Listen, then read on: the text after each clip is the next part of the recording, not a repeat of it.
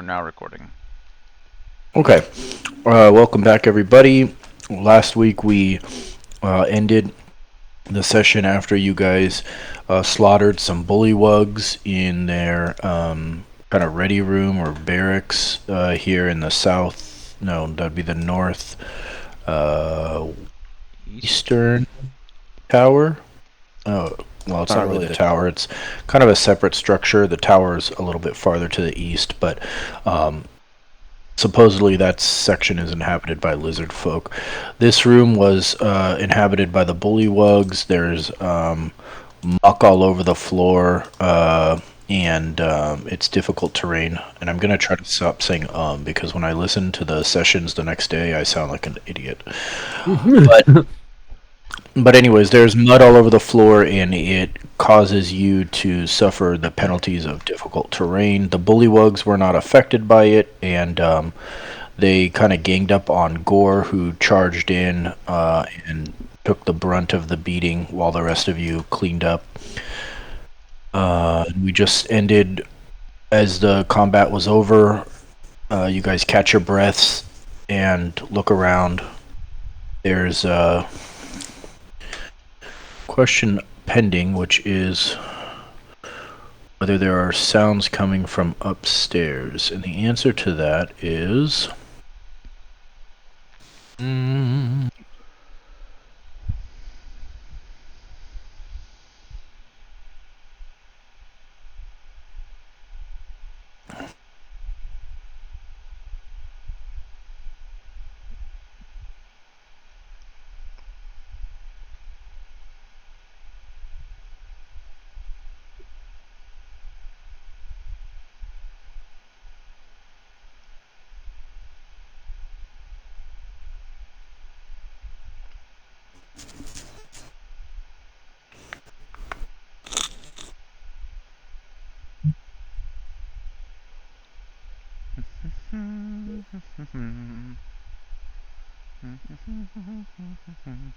so the answer is no. There are no sounds coming from upstairs.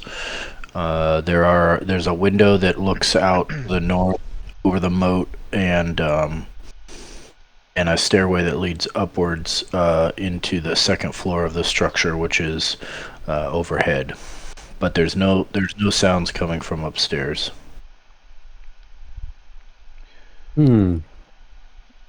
Then whose question was that? Was that yours, Arthur? Were you asking that?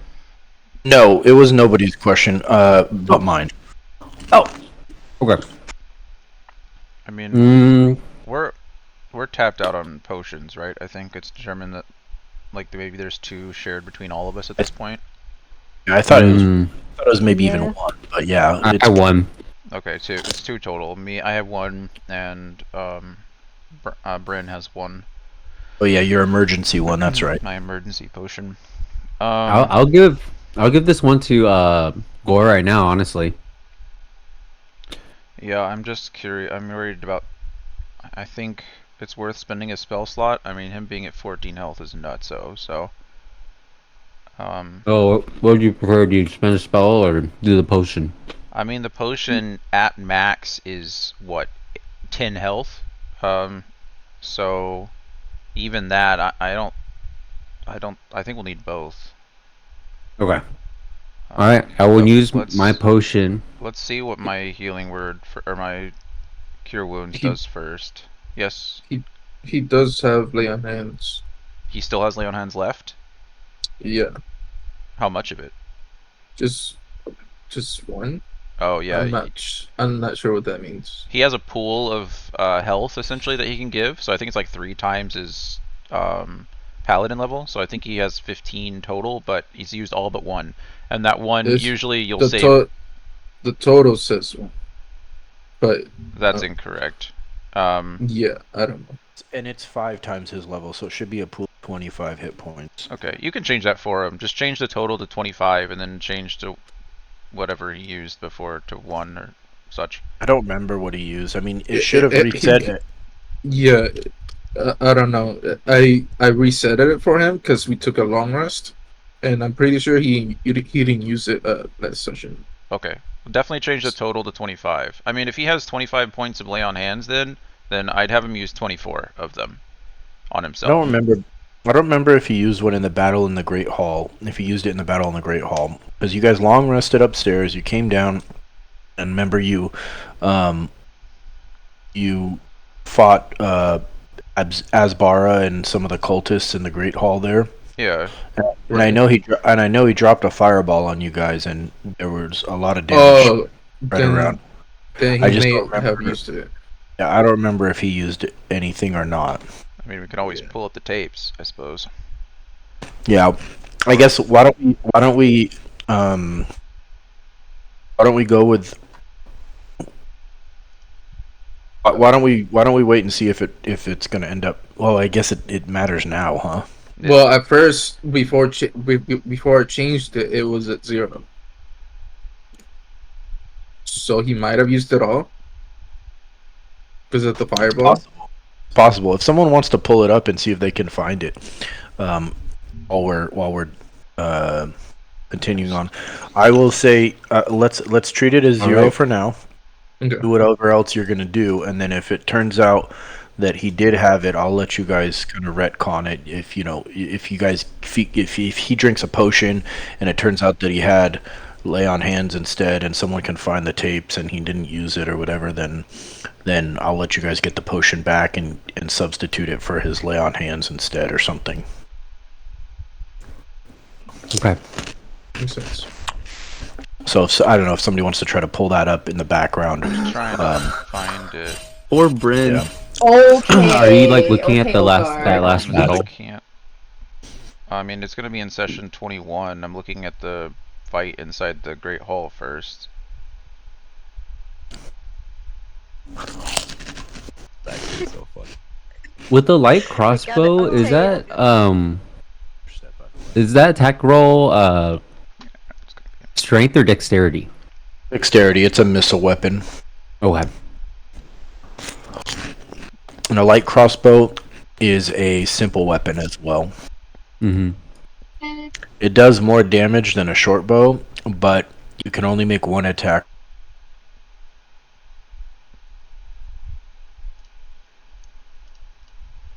Yeah. Okay, so the bite hits, the tail slap misses, so the bite's cut in half. Correct. Car that is the space over here. Right.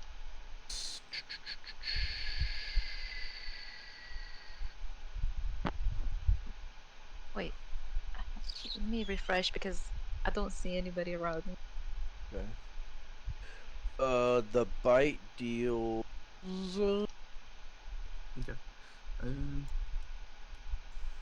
Okay, you can kind of see into the room here, this tower entryway. Shown themselves yet, but that's about it. I'm gonna be honest. I think we should follow these guys over here, like up. And I mean, I don't know if short resting will happen. I mean, that's a full hour, but we can at least like regroup there and then push down. I am all in favor of that plan. Did we say he was talking about things connecting? Which ones did he say were likely to connect? He said that we could see. So from what we could. Welcome back from a little break with a couple servants and a cook, a dwarven cook, and 2 human servants that were helping him, kind of sous chefs, so to speak. So we have a temporary alliance. Violence, but fucking straight death. Can I use silvery barbs? That doesn't count as making it disadvantage. It just makes you roll again. Is that correct? Probably correct. Wait, it says a creature you touch. Oh, right. That's because I was going to do the other one. Okay, well, never mind. I'm still going to heal Ulfgar, but as a bonus action. So, I'm just gonna tell you, it's literally right out of range. You can walk up to Ulfgar and touch him if you want, but it puts you. Yeah, in but range. will he walk out? No, Yeah, I that's can what I'm use, saying. No, don't worry about it. I have healing light, which is within 60 feet. Ulfgar's within. We love it. We can I definitely want to tend to our wounds. Gore looks pretty rough. You look pretty rough. I'm out of spell slots again. Yeah, I don't have lay on hand, and I don't have a potion. We I got- heal up.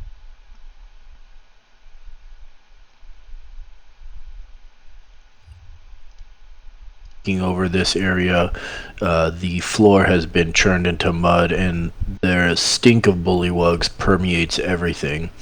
The room itself is now largely empty of furniture, since the bullywugs actually kind of crouch down and sleep in the thick mud that is churned up all over the floor. However, there are 3 mud-spattered chests shoved into the sheltered space behind the staircase. I knew you grubby bullywugs got something good tucked away in here. All right, I would love to check those things for traps. Hey? All right, would that be another perception? It would be. Okay. Well, he's Leah's rolling helping me. Well, he's rolling for that. Gore said that he was out of lay on hands after the fight with whatever his fucking name is.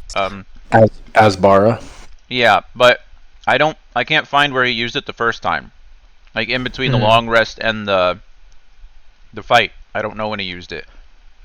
Because that's why we dumped all of our healing onto him the first time. Him and Eve. So I'm wondering if he didn't reset it after the long rest. I don't know. Well, I could just be missing it. I'm like trying to scrub the videos because I have to mute. Right. I have to like deafen you guys because I can't listen to the video and you guys at the same time. So it's like yeah.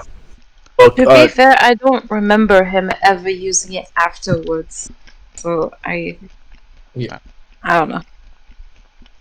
I don't know. Well, you guys are rolling, doing your thing, searching for things in here. Just fill me in when I get back. I'll give it another couple minutes and see if I can track it down. But okay.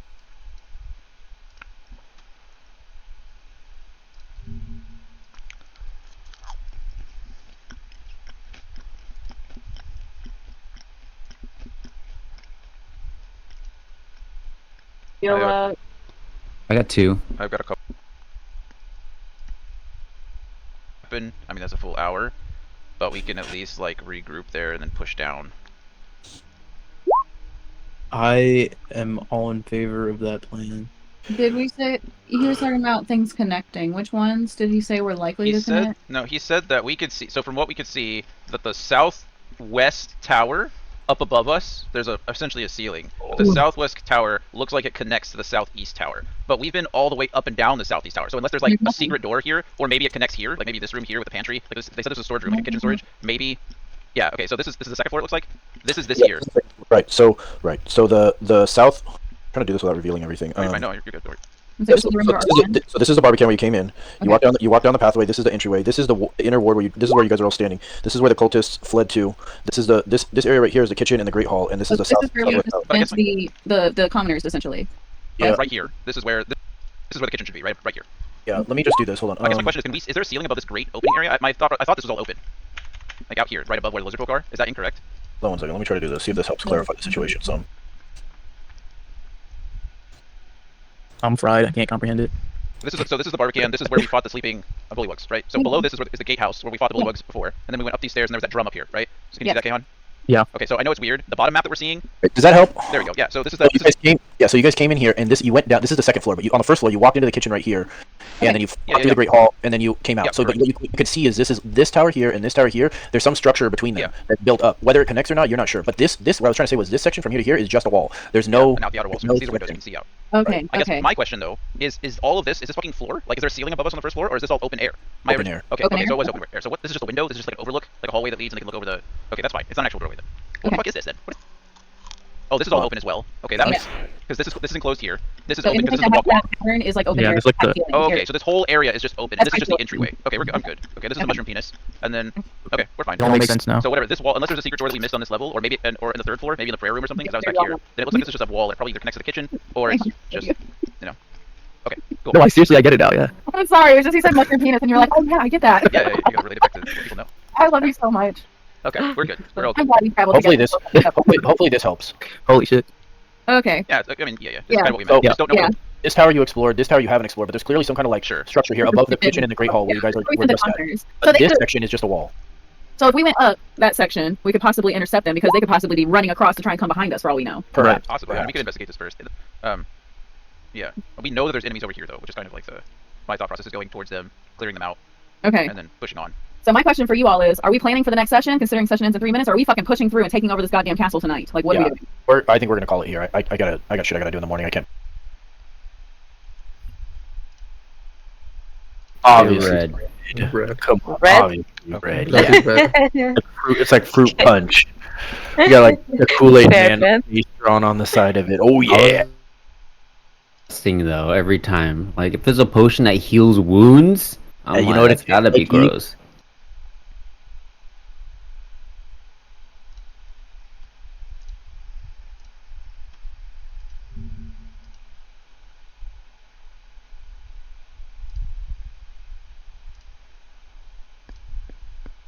Two. All right, welcome back from a little break here, and I know we'll be breaking, I think, at least one, if not both, of the next 2 weeks. So, just before we get started, I want to say I'm going to really, again, try to dedicate my efforts to speeding up our play a little bit. I'm not trying to be a short period of time in game. It took a long time. So, Arcane, Leah, and Gore promised to snapshot to you. Ended up spending the night servants that just towards the top of the map. There's some of them clearly a short. Ulfgar just died right. And So weird. Is there anything of importance here? Can we grab anything? Four. Yeah, I'll help you then, and I'll give you guidance. So that in mind. So you guys fought for a while. So go ahead. Several local run of the mill.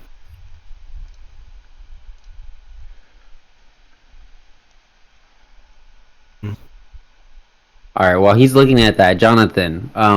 Basically, we searched the room. We found some wooden chests hidden underneath. yeah, I read everything. I imagine you just found Okay, cool. shit, Yeah, we found shit. and I split it up for you already. So Cool. And then we found shit within one shit. It was like a Russian doll of shits, oh, okay, if I may. nice. I'm assuming we can't carry this stuff, right? Or are we just? You Well, could, it said, but like, it's It's heavy. each chest is like 200 pounds almost. So That's a lot of coin. between the 6 of you, you could each take one side of one chest and carry them, but they're gonna weigh you down, and obviously you'd have to drop them if a fight broke out.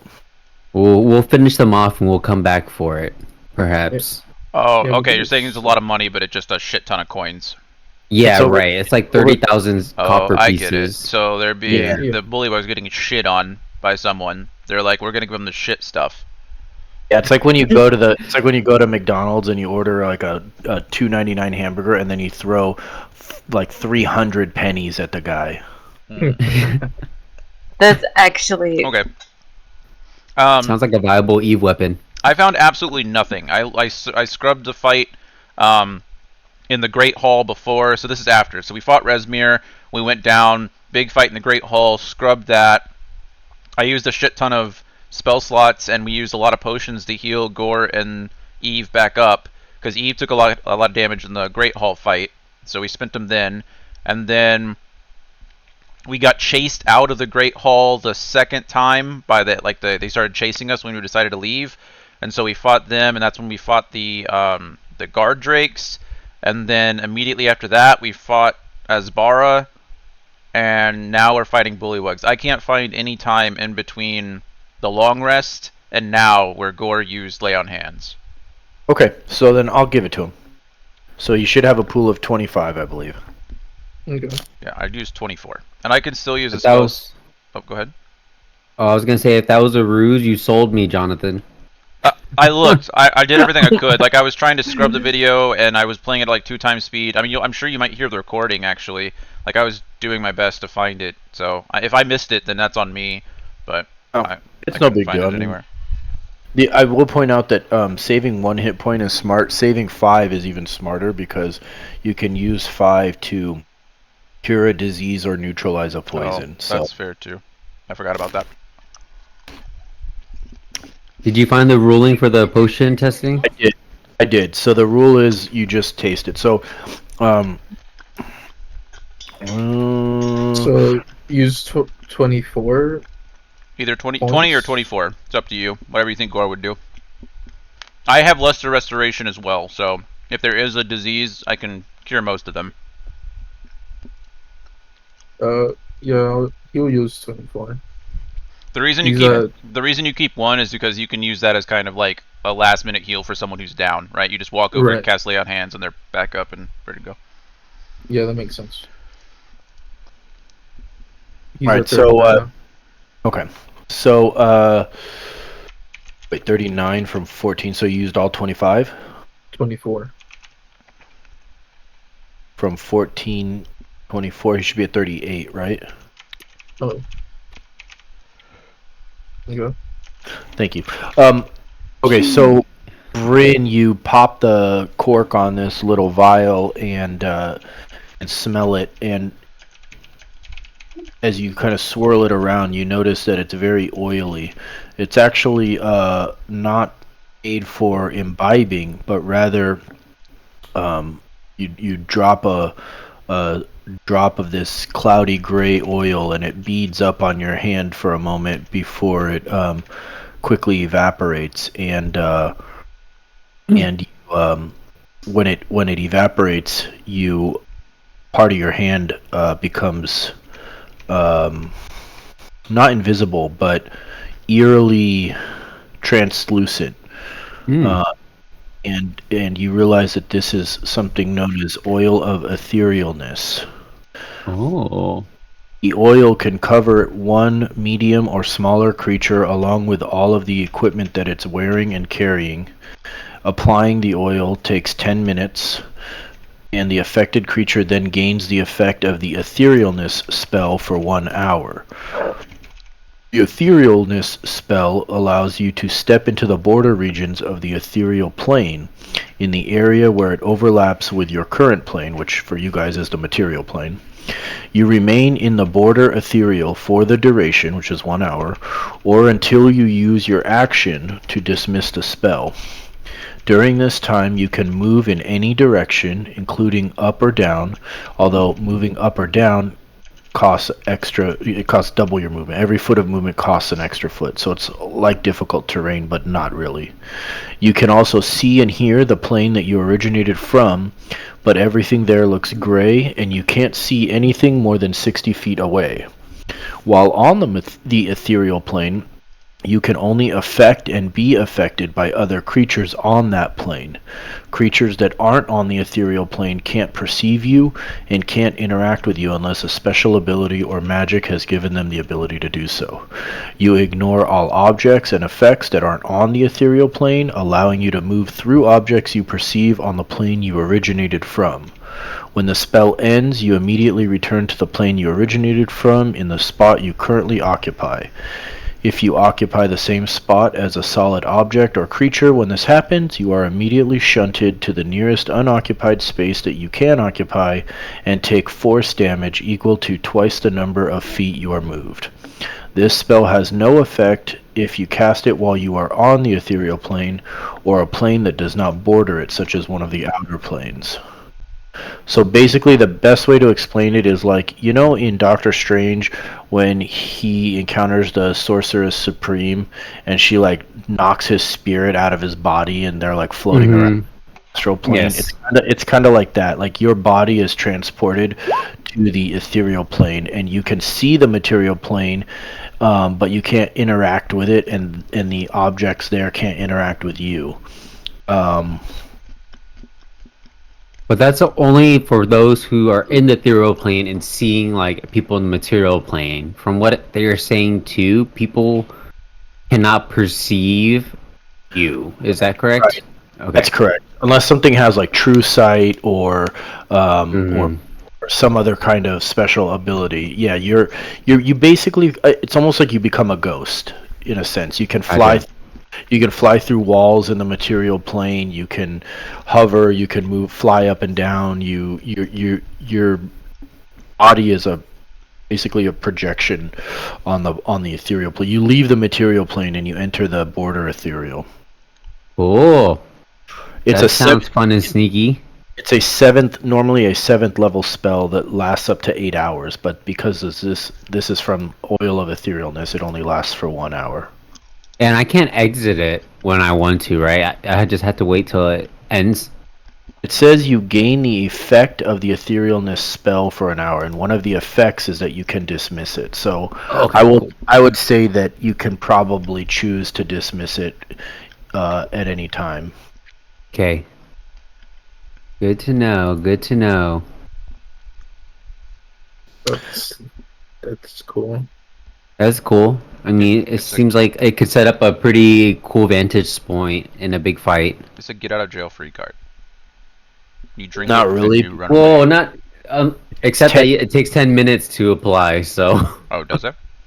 Yeah, you Yeah. don't you rub it over your body. You gotta oil yourself up. Can I? If I get help, do I get advantage on the oilage, or like half the time with twice as many hands on me? I mean, I was gonna say that.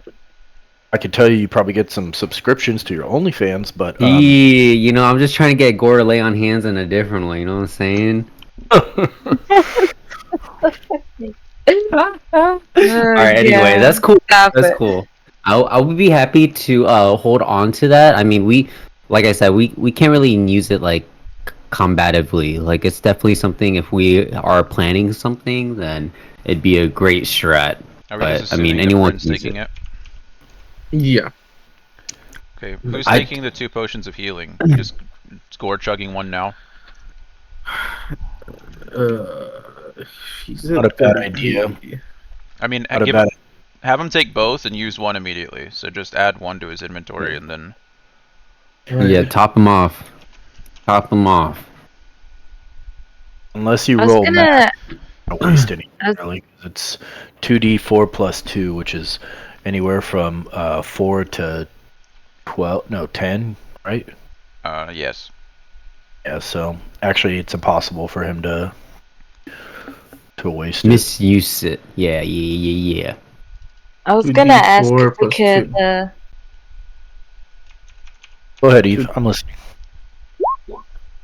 I just wanted to ask if we could take a short rest. Like right. Or did like we soon? already? Or did we already? Never mind. We did have a short rest earlier before we decided to come in here. Yeah. Yeah, you goofy girl. Yeah, you guys short rested after the fight with Asbara upstairs. Yeah, when we ate that fireball, you remember? Yeah, you guys short rested upstairs in the kitchen storage, and then you came back down and came over this. Sleepy. Evie's sleepy. She wants a long rest. Alright, Eve. We'll rest when the mission is done. Just to let you all know, I only have 1 rage to spare, so. Okay. Eve winning sleepies equals 1 rage. Got it. And you're exhausted, aren't you? Like 1 level of exhaustion. Yeah, one. Just 1 level. Okay. So we've investigated this room. We found what we needed to. Gore's close to full. Much better than he was 5 minutes ago. I mean, we probably want to push up first, right? Make sure whatever's above us is secure. Because the whole point was to secure this lower tower. We were, I guess, originally backing up. Our plan was to clear this castle, right? So investigate this stuff. I'm kind of sad that Snapjaw lied to us, or was wrong. I'm just going to assume he was incorrect. But we didn't know that the stairwell went up, so we might as well secure this and see if it connects to the tower up here. But if not, then we can come back down and continue, and then just work our way counterclockwise around the tower to make sure that we're all. Before we do that, I want to ask, with the mud, like, there's just like a shit ton of mud in here. I want to ask, like, obviously the mud got in here somehow, right? And if they're tracking it in the bullywugs, are the mud tracks clearly like really soiling, like from this room towards the front? Or does it seem like it's like concentrated, like maybe from upstairs or from outside? Like, am I able to discern that? No, it's clearly been tracked in. And the floor here underneath the mud is made of wood and was part of the original construction of the castle. But over time, the frequent in and out of the bullywug patrols has basically tracked mud in here and dirt from outside. Okay, cool. Okay, that was my last question. In fact, give me an investigation check. Say less. Stop talking my language. Okay. Alright. So, based on the depth of the mud, it's clear that this is more than just buildup. In fact, they've had to actually carry mud in to have this much mud on the floor. It's clearly something that they have chosen to do to make their sleeping arrangements more comfortable. Oh wow, okay, bullywug culture. I don't like them, but it's good to be not educated. All right, that was my last question, guys. I'm down to go upstairs now. Okay. All right, are we gonna just get in our queue order and go up? I'm all for it. I think that's the best option. Who's All right, up front? let's do it. Ulfgar. Okay. Over here. Who's behind him? I will be I'll go in behind. betweens. Okay. Oh, Where's And I'll- then- I'll catch you at Ulfgar. Okay. Okay, cool. I'll be up here. All right. I have all my burly people to protect me. Can I get a voice check from Mel? I have not heard her, and I just want to make sure I'm not missing anything. I'm here. Okay. Okay, cool. Copy. Level 2.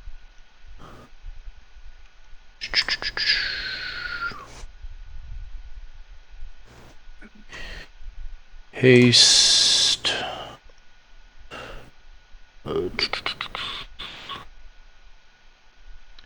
Before you paste anything, before you transition, are we? I mean, we've just been attacked down here. I think it's safe to assume that there's something up there, right? Or at least, like this tower, this castle's full. How are we moving through? Are we just moving through deliberately? Are we trying to be stealthy? Are we, like, just rushing in and attacking everything we see? Or what are our thoughts on that? I mean, And Eve doesn't get a say because I know her answer already.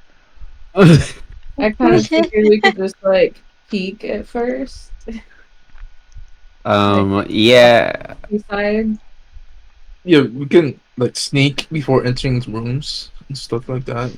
And I don't know. I will say, I've kind of was approaching this castle very tactically SWAT-like. So, I mean, we got the information from Snapjaw. We're trying to uphold our end of the deal. Anthony And okay, I was wondering whose mic that was. It wasn't What's green on happening? Anthony's. Is there something It's wrong just- with that? It's like a loud buzz. It was It was Oh, this God. afternoon, so. Not again. That was a different computer. I guess I get moving through it tactically, right? I mean, I'm all for that, but we've caused such a disturbance in this place already. I mean, we blew up their Great Hall. We fought our way. We blew it up. As Bara blew it up. It was a joint effort. It takes two. Okay, you're right. It takes two to fireball, Bryan. It takes a receiver to or a fireball to happen and get it. I mean, I don't know. Obviously, these bullywugs, I guess we could play off that. These bullywugs didn't really seem interested in responding. They were in here fucking chilling. So, yeah, I mean, I guess we could pull the tactical approach until it doesn't work. That's what I was thinking. It's just like, you know, like we said, that our presence here is aware, especially since we decided to cheese with a rest while we're like sweeping through this castle. I mean, it worked. Like that's bold as hell. We destroyed the leader, rested, came down to finish the job on everyone else, get fireballed in the mouth, rest again. Now everyone knows we're here. So yeah, in a way, like ideally I would have been wanting to do stealth like the whole time. Like, I mean, for God's sakes, at the beginning we were like sending me through the hallway like in the edge of night, you know, like it felt very tactical, very sneaky, but like I said, things went a wire and now we're slaying and we're doing it Eve style, right, Eve? Yeah. All right. I think my concern is less about us not being found and the enemies ambushing us, right? I guess is kind of my concern, right? If we walk into something bad. So as long as we're on the lookout, I don't want to move fast. I'd rather either move at a normal pace or move slowly so we get a better chance of seeing things. Sure thing. Why don't everybody give me a stealth check? Okay, yeah. Me and Go have disadvantage, correct? So does Eve. And I have advantage. Why does Eve have disadvantage? She's exhausted. Exhausted, right. That's tough, gang. Give me a moment. I'm trying to enlarge. Oh my god. Let me tell me our group role is gonna carry. Jesus Christ. Bryn's over here laying on the ground so Eve can step over him, make less noise. For real. It's like I'm like one with the wall, and then someone steps on my chest. Like, oh, Yeah. that was a good roll for a disadvantage. Yeah. That's really good. He rolled hit a natural he 20. critted -1. too, yeah. He critted just like mate.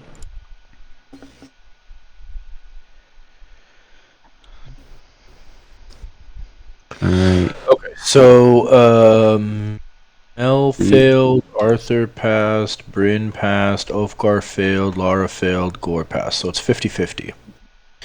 Okay. How we do the math? Alright, so you guys try to stealthily climb up the stairs and you reach second floor. Oh, there's two of us. I was so confused. I was like, our tokens are still in the kitchen storage area downstairs. Oh, you're right, they are. Delete. Okay. Okay.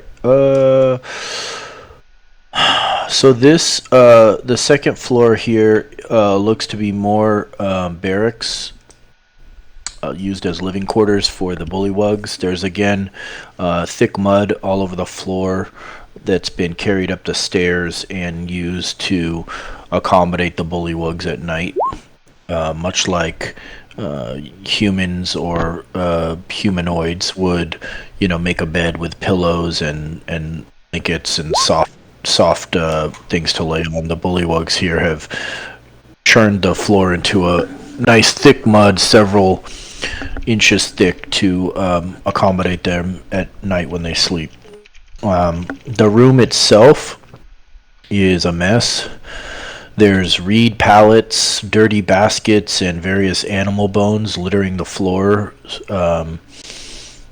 but there are no creatures visible. In the southeast corner of the room, which is, I guess, over here, yeah, there is a large, sturdy chest that is wrapped in chains and padlocked. There's no one else in this room, though? No one is visible in this room. I mean, I'd like What is that? Oh, sorry, go ahead. I'd like to check this door first, or secure the door. Like, I don't want to be messing around with a chest and then get bum rushed from behind. Okay. I mean, that's me. Arthur voices his concern. I'm... Whatever you guys want. I agree. Although I am ultimately intrigued by the chess, I agree that we should secure the space before we do anything that might have us preoccupied. Okay, who's approaching the door? I would like to approach the door with a tank. So that way they can frontline if shit gets hairy, and then I can check for traps. Gore will go with you. Okay. Alright. So just us two? Don't you have Mage Hand? Is That is a like, great... Is that like the whole fucking thing about being an Arcane Trickster? Like, That is a great point. That is a valid point. We can ready ourselves back here and then just open that bitch up. Yeah, or at least check it. That's facts. Okay. Who made Jonathan the man with the good ideas? Born that way. Okay, I will love to cast Mage Hand and use that to fiddle with the door to check for traps, and then after that we will discern whether or not we want to open. Okay, say that one more time. So you're using your Mage Hand to do what? Perceive for traps, or check for traps. Okay.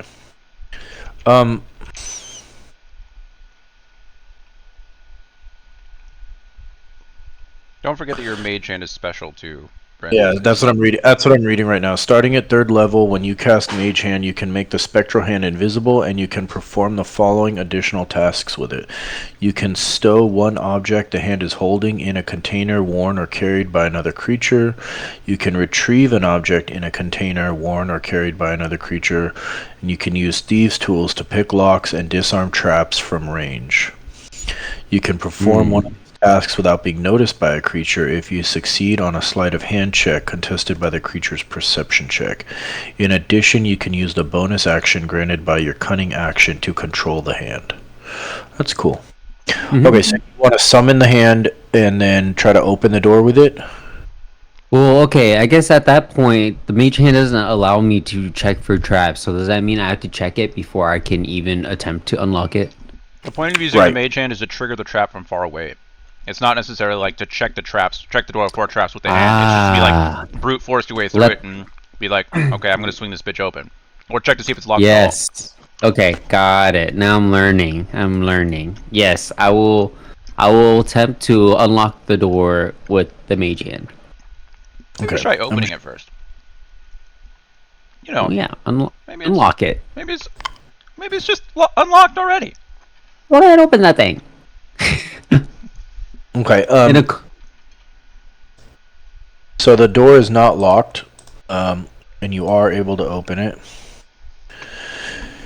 The door opens, and the mage hand pushes it open. Pushes it open. And it reveals a loft above the stables where the lizard folk apparently store bundles of cut reeds to use as bedding for the giant lizards. However, other than the reeds and a few small bats, nothing else is visible. Okay. Well, I mean, I would still love to look around to make sure. I mean, just because it's not there, obviously, I don't really feel safe. Okay. Yeah, I'll send Archimedes to the open door and have him roll perception. Okay. Okay, and I will love help to perceive in this main room that we're in. Okay. Let's see. I forget if his perception is better than mine. I know he gets advantage, but. Very nice. Okay. High five.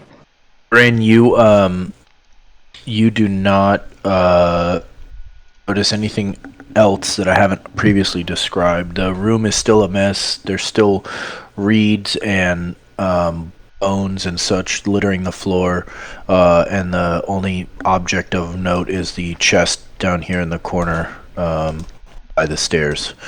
Archimedes, he flies over to the doorway, peers into the loft, and confirms there is nothing there except for two windows that look out over the northern side of the castle, and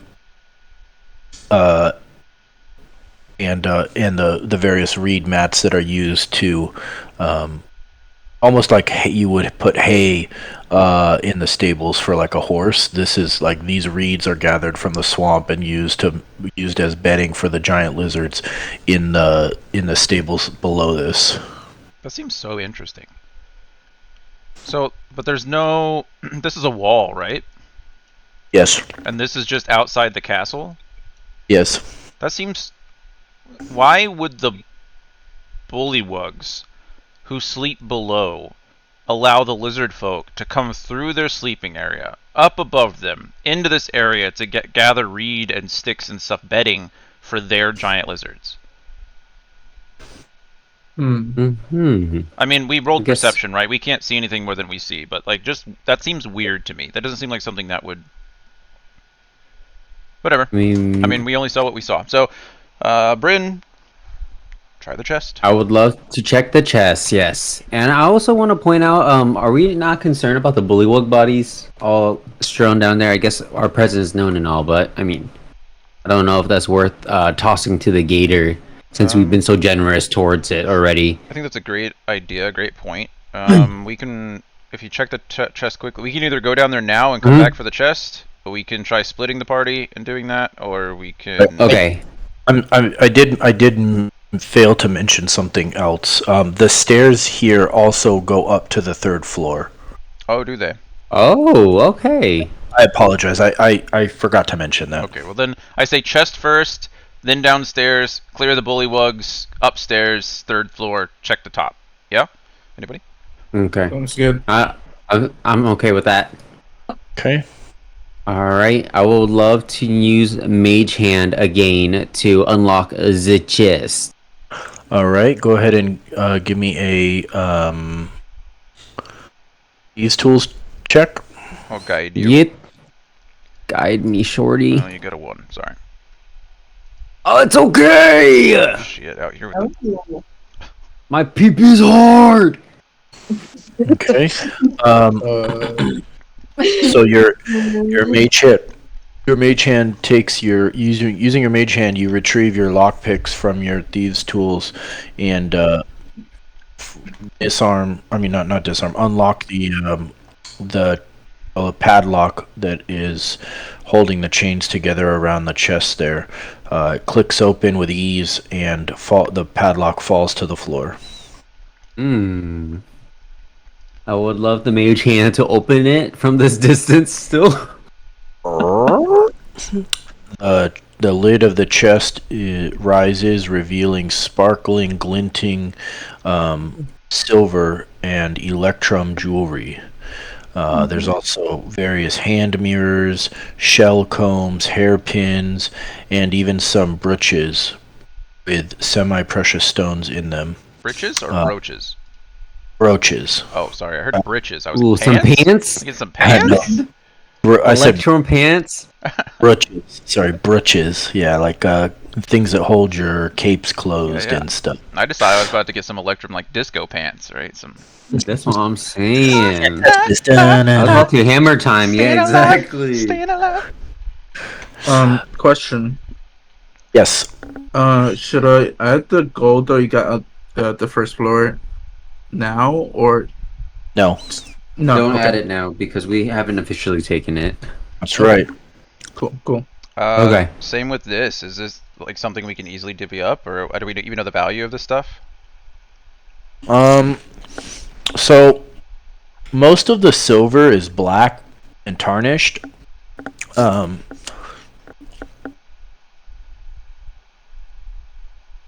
But together, all the jewelry and other items are worth somewhere north of 1,300 gold pieces.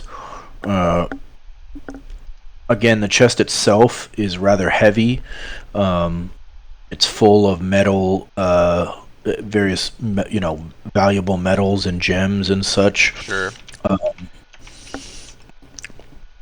But more interestingly, you realize that all of the valuables here are something that we found on a woman's dressing table or nightstand. Again, it's hand mirrors, hairpins, shell combs, women's jewelry.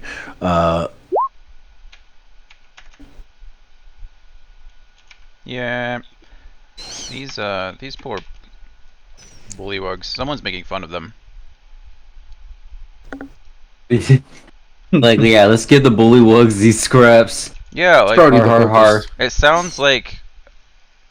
I mean, it's obvious, right, that there's some kind of hierarchy in the castle right now. So you've got the lizard folk at the bottom, and then the bullywugs in the middle, and then you've got the cultists, and of course the cultists have their own hierarchy. But obviously, anyone in the cult is probably higher than anyone in the bullywugs. Even probably the shaman who thinks he's special, and I imagine he's probably like even low man on totem pole when it comes to the cultist. And then it sounds like so far in the first floor in the sleeping area, we found like just a crap ton of like low value coins. Right, like you said, paying McDonald's money with pennies. And in this room now, we've got like a bunch of Electrum jewelry. Firstly, Electrum is like, this is out of character, but Electrum is like an old currency, right? Like not a lot of new civilizations or current civilizations use Electrum. It's something that you like find before the collapse of like Neverwinter and things like that, when magic like was kind of destroyed. So, like it's interesting that they're getting paid with Electrum jewelry, and now we find out that it's all like ladies' jewelry. I think they're insulting. I think someone's trying to insult the bullywugs without necessarily them knowing, because bullywugs don't know our culture. They don't know probably that it's women's jewelry. Guessing. Anyway, back in character. Spiteful. Back in character though. I think. Obviously, this is not something that we can carry out. So maybe we grab the chests that are down there and pull them in here, and maybe pull them in the storage room. like all the chests in here, so we can keep them for later. Okay, I'm done. And that way we can start Yeah. like hoarding this stuff because we can't carry it now. It's not important to us now. There's nothing in there that we can use currently. It's just the jewelry and the Correct. gems and stuff. Okay. Unlike the chest downstairs, there's no hidden box with extra healing potions or magic oil. Okay. Ooh. Well then, yeah. I mean, I think we do our original plan. We could probably do it all at once. Go down there, move the bullywug bodies, toss them out the windows, prestidigitate what we can, drag, and then we can carry it up in pairs. Or do we want to check the third floor first before we do that? Yeah. No, let's Clean up our mess first. Yeah, clean up the mess, then carry the chest up Okay, I agree. on the second floor, and then go to the third floor. Okay. Okay. Perfect. I'm game for that. Okay, so you guys head back downstairs, clean up the bodies. Yeah, like I said, all the bodies can go up. Any of their weapons, I guess, we can probably I don't know, we can't leave those either. We just toss everything out the window to the crocodiles, I guess. Yeah. Okay. And then spears, shields, everything out the window. A small pile of bodies rises A mess. rises above the water of the moat down there. Then And I'll press the go ahead.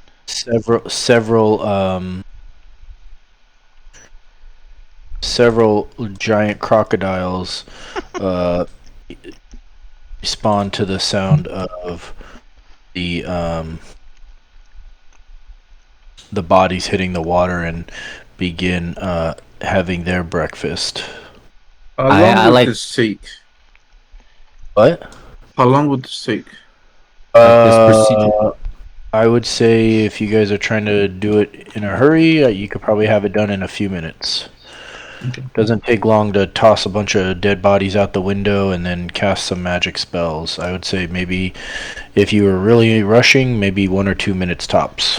Yeah, I imagine you, Gore, and Eve can probably take care of at least one body at a time, just drag them over the window, and then Bryn and Leah can be helping each other do that, and then I'll be running around playing Miss Maid, running around, or Mr. Maid. Don't want to be sexist here. Clean up duty, prestidigitating whatever I can. Yes. Like Mary Poppins. And I pop my head out. I try to see if one of those giant crocodiles is the one I freaking lasered. And if I do, I kind of do that thing where I point at my eyes and I point at his eyes. You know, it's don't forget who boss is. You know. Don't poke your eyes by accident. Am I able to discern which crocodile is the one I gotted? Unfortunately, they look the same to you. That's fair. Goddamn my implicit bias. Okay, so how many chests were there? You said it was a nesting doll. You said a couple of us. It'll only take 2 of us to carry it up. Yeah, there were 3 different chests. Each one could easily be. Each one weighs about 200 pounds, but between 2 people could be lifted and carried up the stairs. Then yeah, I think that's for the best. What do you guys think? Yeah. Let's do it. And I'd love to clear that 3rd floor before we press on here. Agreed. Okay. Alright, that's what we do. Cool. So Anthony, you could just transition to the 3rd floor if you want, but I think the plan was to take the 3 chests that are down here, move them into the 2nd floor storage room, take that other chest, move it into the 2nd floor storage room, maybe cover it with some of that hay and stuff, maybe make it look like it's out of the way, and then we can all proceed up to the 3rd floor. Okay. You're talking about the loft above the stables? Yes, sir. Yes, sir. With the reeds and the matting or whatever, the bedding for the lizards. Right. Okay. So you guys go ahead and do that. Takes a few minutes, but you're able to successfully do what you set out to do, and then you climb the top of the 3rd stairs. Go ahead and give me everyone. Go ahead and give me stealth checks again. Ooh. You already know I'm a sneaky boy. Let me fix Pass. this. Pass. Let's go. Pass. Fail. I'm still a little. Give me 2 seconds. Gore. Let's see it, baby. I believe. Again with the legend roll. Oh my god. All right, only And I- Ulfgar fails. Holy moly. As a group, you all are able to successfully navigate the stairwells quietly. And go ahead and give me perception checks. Oh, perceptive here.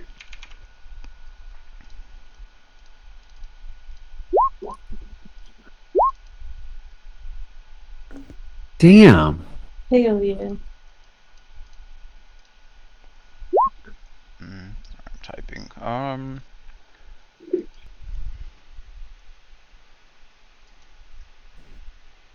Damn. I mean, I could. That's fine. Okay. So,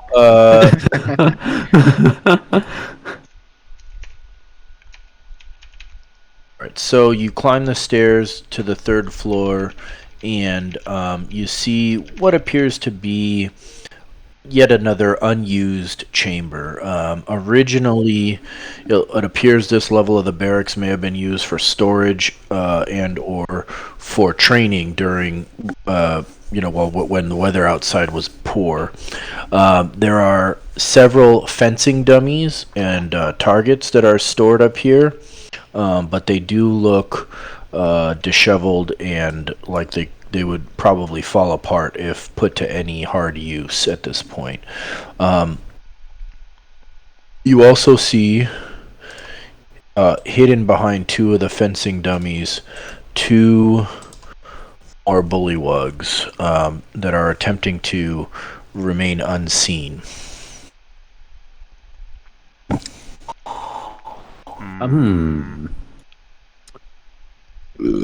I mean, do we get any value from keeping them? I don't know. No. I'm gonna say no. Like, and they're then clearly we just hiding. claim this. I'll be honest. Arthur's going to have an issue with just like killing some random bullywugs that aren't You're trying to right. fight us. That's valid. However, I'm not entirely sure what the best course of action is either. So, I mean, we can try the like Arthur's afraid to go in and just start blasting. we can try the democratic route, and if that doesn't work, then I don't mind fighting them out, like at that point. But I mean, if they're hiding, you said they're trying to remain unseen. Are they in like a defensive posture or an offensive posture? Are they? Yeah, no, they're trying to take cover behind the fencing dummies. It seems apparent that they heard the sounds of battle downstairs at some point and took to hiding up here. Sure. I mean, Leah, you're telepathic. You can speak to them without knowing their language, or without them knowing yours, rather. Yeah.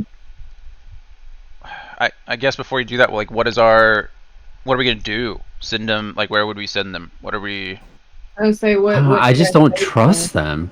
I don't either, but right. But yeah, can we put them in the care of the lizard folk? Like, can we? Like, if we bind them, if we're like taking prisoners, I guess, right? Like, is there? Leave it to them and not to us.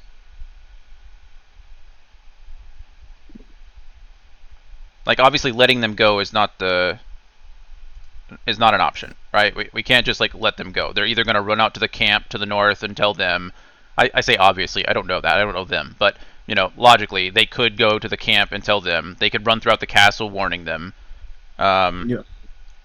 Like, we don't know the castle well enough to like store them someplace. So I think Arthur's decision would be to like bind them, like use something in here to like tie their hands and probably their feet together because they're bullywugs. They can probably jump, and then leave them in the care of the lizard folk, right? Leave them in the care of Snapjaw and be like, "These are your problem now. You do what you see fit." But they, if they're surrendering to us, then we're not just going to randomly kill them. That's my thought. So I'm happy to do it his way. I don't know if Snapjaw would be down to spare them.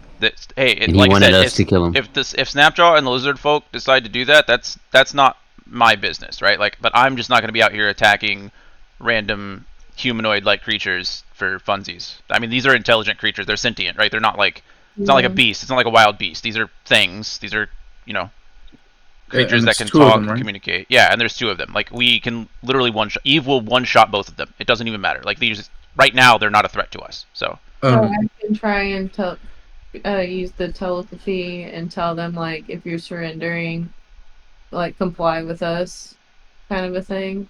Yeah, do it in whatever Leah's voice would, however Leah would talk to them, right? Like we just slaughtered 12 of your friends downstairs. There's only 2 of you. Like surrender yourselves. That's fine. Like however Leah would say it, but I don't think I could just attack them.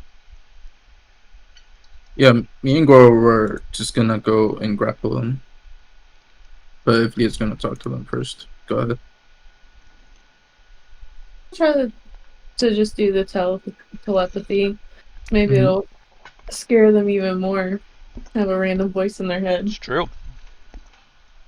It's true. But yeah, so she'll walk up and I don't know where 30 feet is. Hold up. You're 30 feet from them already, more or less. Well, you're 35 feet. We can shuffle ourselves. But, yeah. If you and Bryn switch places, I think you're technically both, like, no, maybe not. He's 40 feet. You do you. I come up with Leah to make sure she's doesn't get blapped. Alright. She's going to push her thoughts into their minds and tell them that all of their friends are dead. Damn. And they don't want to end up the same way. They need to drop to their knees and be prepared to be tied up.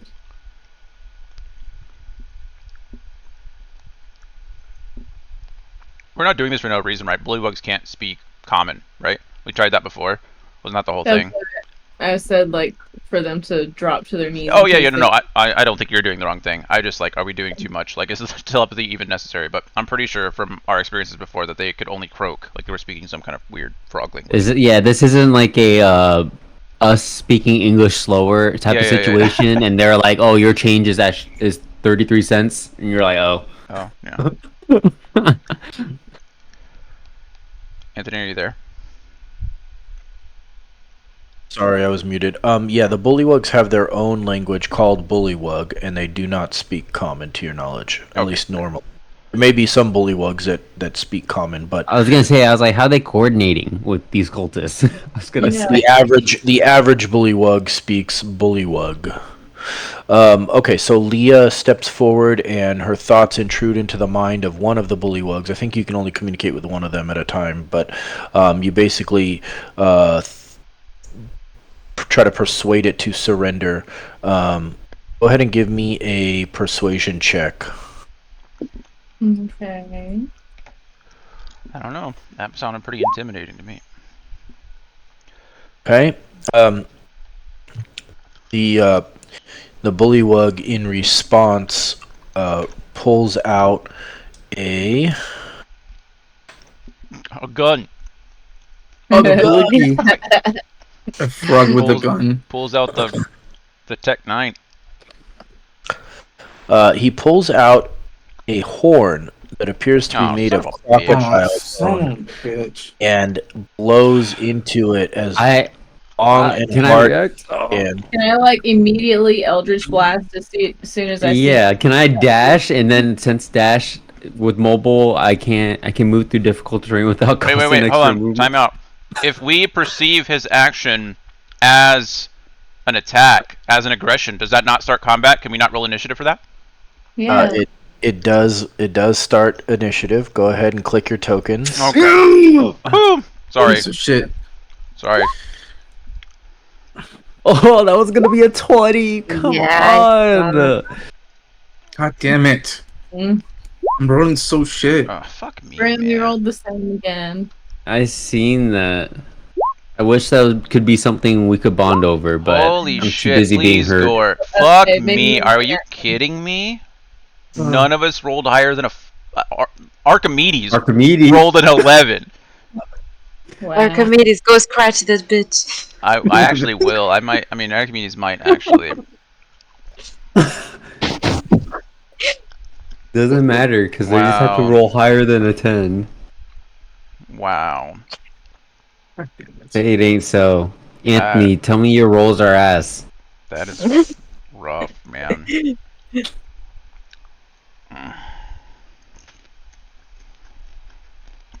Oh my Oh. god. Oh no. Look, All when, right. when Archimedes is up. He sees the bullywug reaching for a crocodile bone They're horn. dead. They're so dead. Archimedes, I mean, let me look to see what exactly I can do with like Find Familiar as a whole. I know I can interact with small objects, but it's not.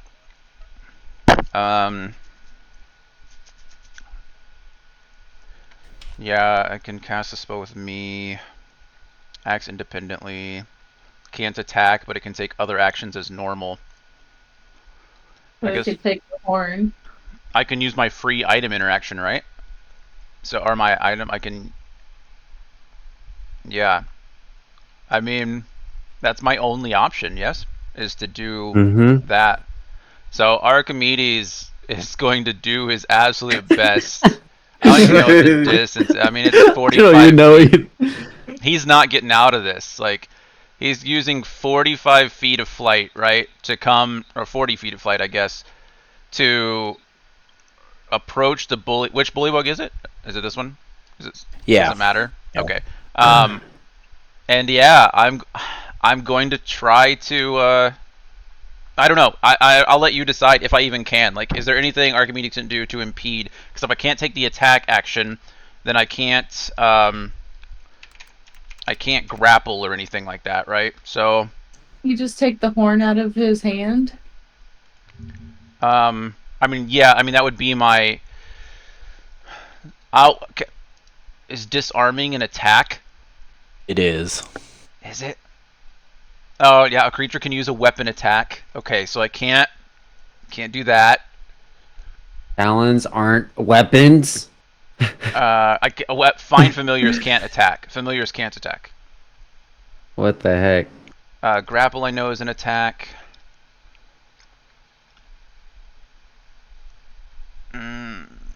What does other activity mean? Okay. Wait. Other activity. Interacting with objects around you. Draw or sheath a sword. Withdraw a potion. Close a door. And the problem is that it's being held. It's being contested, right? Yeah, right. Exactly. It's not a loose item. If it was on the ground, he could just pick it up. But to take it out of the bullywug's hand would require a disarm, and disarm is not one of the things you can do. Even normally, it's not one of the options you can do using your attack. Grapple and shove you can do. Disarm is a special thing that like battle masters get.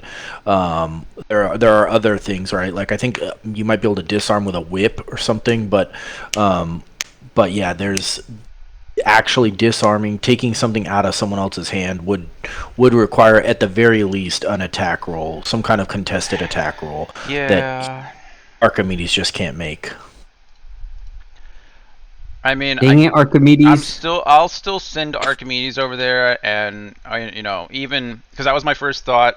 Rules, even if the rules don't agree with me, Archimedes would still want to do it. I'd still want to do something. So Archimedes is going to go over there, flap his wings, try to, cause some kind of distraction to at least delay him from blowing that horn as best as possible. And then now it's just up to God to decide if any of that works. Okay, it's just an owl, right? It's just an owl. Yeah, just an owl. Okay, go ahead and give me an attack roll. Just roll a d20. Just for shits and giggles. An 11. Not even that great. Okay. So you don't even beat the bullywug's like armor class. Yeah. To make a hit on him. So you are unable to. It's a 14, I guess. If we're rolling like it's a 14. Yeah, bullywug's armor class 15. Yeah. So so the Archimedes swoops in, tries to reach with his talons, and the bullywug kind of bats it aside with its shield. Okay. So the bullywug is. I assume that's the end of Archimedes' turn. Oh yeah, can't do it. I mean, he'll He use. can fly. I think he can use another 5 feet to kind of go back this way with flyby. So we'll do that. Okay. But... Where was he? He has 60 feet. Is it 60? I honestly thought it was 50. Yeah, it's 60. Oh, okay. Then. So here's still has 20 feet. Okay, then yeah, he'll go ahead and fly back to the window and perch up over there, or nearest to it. Sure. Okay, so he swoops in, the bullywug kind of bats him aside, and then he blows on the horn loud and strongly. Gondor calls for aid. Fuck you. And then, the other bullywug,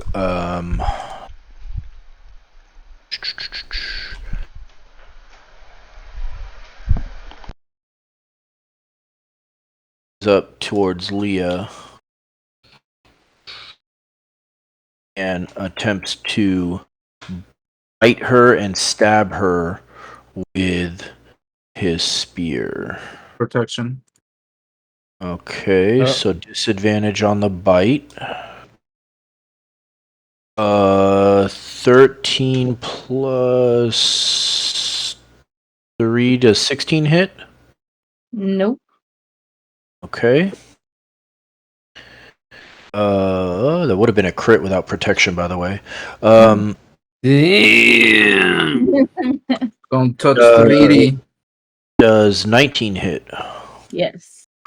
Okay, so Sorry. he's unable to bite you. Ulfgar reaches over you somehow, and or actually around you. He kind of slides his shield arm around your waist and pulls you back into him as he blocks the bullywug's vicious teeth, and then the bullywug retaliates with a spear strike that does hit you for 5 damage as he is able to stab your side. I'm sorry, 6 damage. My fault. Eve. For the meat. Okay, let me see. Eve will. I can move through my Allies, teammates, right? correct. You just can't stop your turn in their space. Okay.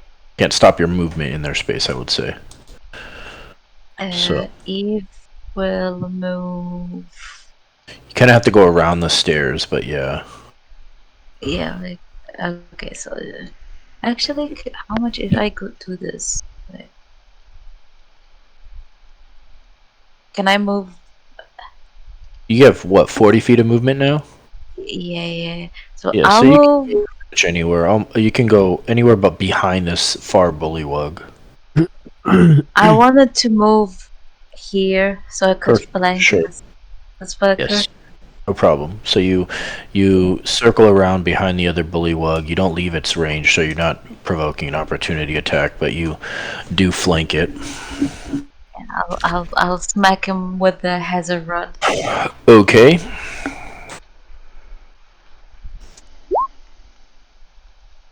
At this point, the great sword seems disappointed that it's being used for such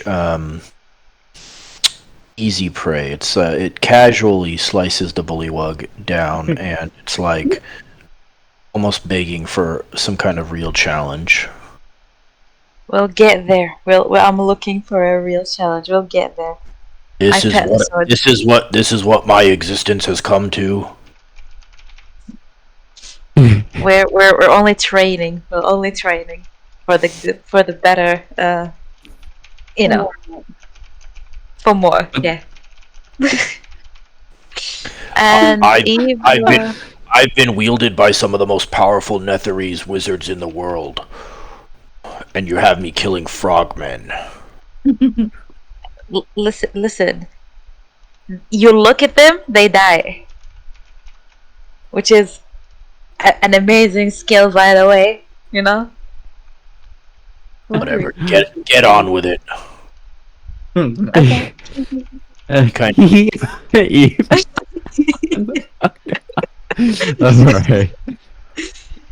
Alright. Eve. Okay, so I used. I'm trying to figure out if there's a way you can get there. Kind of have to go around him. It's 30 feet to get where you are, no matter what, which means you're gonna end up 5 feet short, no matter which way you kind of cut it. Yeah, I'll just stop where I'm at. I'll end my turn. Actually, that's not true. If you go that way, it's 25 feet. I'll say you can reach him. Go ahead. Oh, I actually didn't count that because I was trying to rush. Well, can you go I guess you can, right? Go Can diagonal. I? Yeah, you can go diagonally around other creatures, just not hard corners, right? You cannot pass through their space at all. You can go through allied spaces, but you cannot go I think they count as like the same thing as a wall or something like that. I don't think Alright, so you can't reach him. Alright. Okay, so if I go like yeah. Yeah, you can get you have 10 more feet, so you can go anywhere 10 feet. Nah, I'll sit where I'm. Okay. All right, Arthur. Yeah, I mean, I'll step up to where Archimedes is and let him perch on my little shoulder, and then I'm just gonna Eldritch Blast this bullywug twice to the face hole. Pissed me off. I tried. Okay. 16 for 12. All right.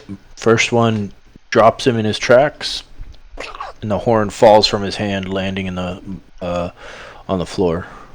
I want the horn.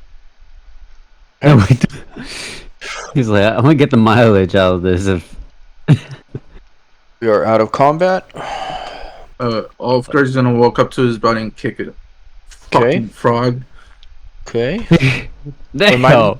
What's the alignment again? Yeah, remind me of Ulfgar's alignment. Neutral. Yeah. Okay. All right. We need to get downstairs fast. Yeah. Okay. Can you quickly describe the horn to us, I guess? Is there anything special? It's just a hunting horn, I imagine. It's just a horn made of crocodile bone. It's carved out of a thick piece of crocodile and hollowed out into a horn. Cool. Okay. Can I do a perception, see any objects of interest in here? Other than the training dummies? Sure. Just check for arrows and get the fuck out. Yeah, arrows. We're about to get fucking reamed. Go ahead and roll. Alright. Right. So you don't see the trap. No, I'm just kidding. There's nothing else in here besides the training dummies and targets that you can see. So are we gonna try to go to like the lizard area? Man, I guess. I think we should stay on the first floor and see what the fuck happens before we go up into a tower and get they just set the tower on fire. Yeah. Alright. What do you guys think? Let's do that. What are we doing? At least go downstairs. Let's see what happens. Yes, there. I want to see what the situation is as well. Ulfgar's not thinking right now. He's fucking pissed. Fucking frog. That's all he's thinking. Okay, so what's the plan? You guys are going downstairs? Yeah, first floor. Yeah. My discrimination towards bullywugs intensifies.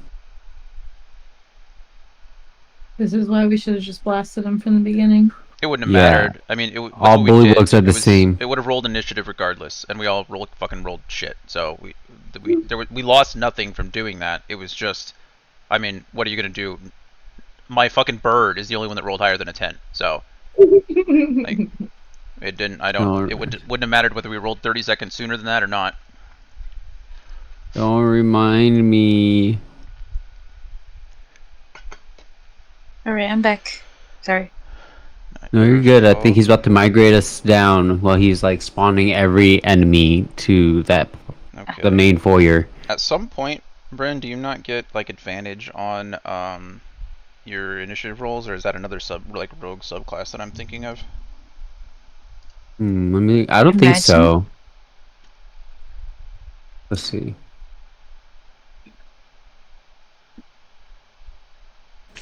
Okay. You guys rush downstairs. And Barbarians have a level 7 feature known as Feral Instinct.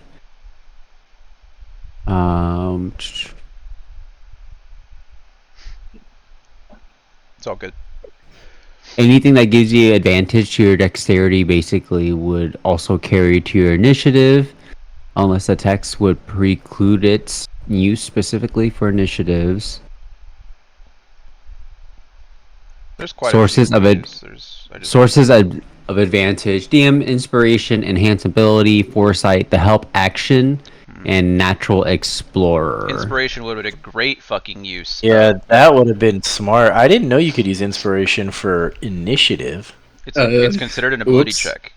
Yeah, Yep. it is. It's It basically is. You're dexterity, right. yeah. I didn't know, Absolutely right. so That's I would have crazy. used it. Now you know. Yeah, bro, you have like 3. What the heck? I'm just kidding. True, I've had 3. All right, just so nobody complains about it later. That's not how initiative works. You can only have one. All right. Okay, so you guys rush downstairs and see an army of nothing in front of you. Huh? Okay. Do we murder the backup?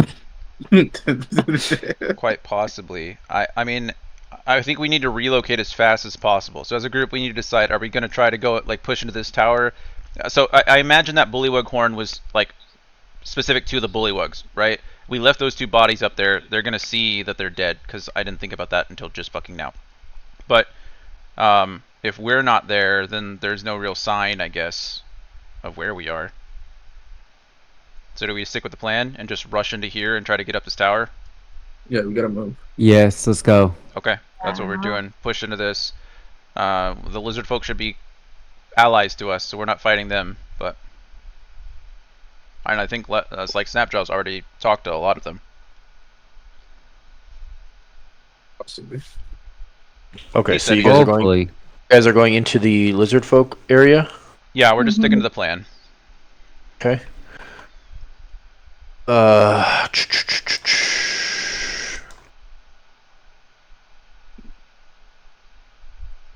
That's a door, right? That's what we decided, or what we figured out last time. Is there's a door? Um. I think from here on out, he said something about including Yeah, they're the all doors. they're all doors. Is Yeah, so Open the there is. Snapjaw door. for sure here? Yeah, in a second, I'll explain. There is a door here if that's what you're asking, Okay, got it. and there's a door here. So you guys, okay, you guys, rush out of the tower, just intent on trying to make it into the lizard folk area. And as you turn the corner, you see Snapjaw standing outside the lizard folk room, and he looks at you with eyes wide and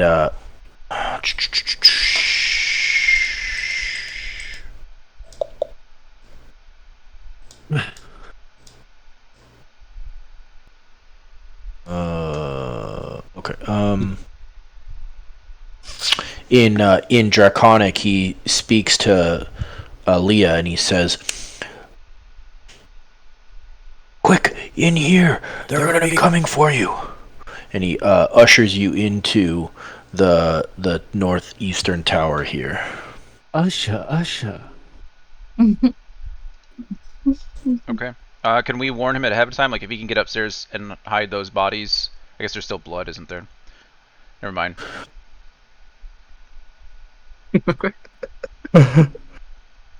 It's like dripping out of the ceiling. Yeah. I was like, just go toss the bodies to the crocs. They're hungry. But He opens the door. He opens the door and pushes you in, or leads you in, I should say.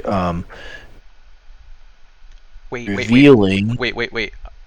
Uh-huh. Before you, if we send them upstairs to get rid of the bodies, I can cast Prestidigitate through Archimedes. We can stay in this room, and I can fly him up into the 3rd floor, and I can see through his eyes and cast Prestidigitate everywhere. That's dope. So Prestidigitate all over the place, bro. what stopped me before? We just did it on this floor. We slaughtered a dozen bullywugs down here. Okay. Okay. Well, So yeah. Go ahead. So Snapjaw ushers you into the room here to the south and closes the door behind you.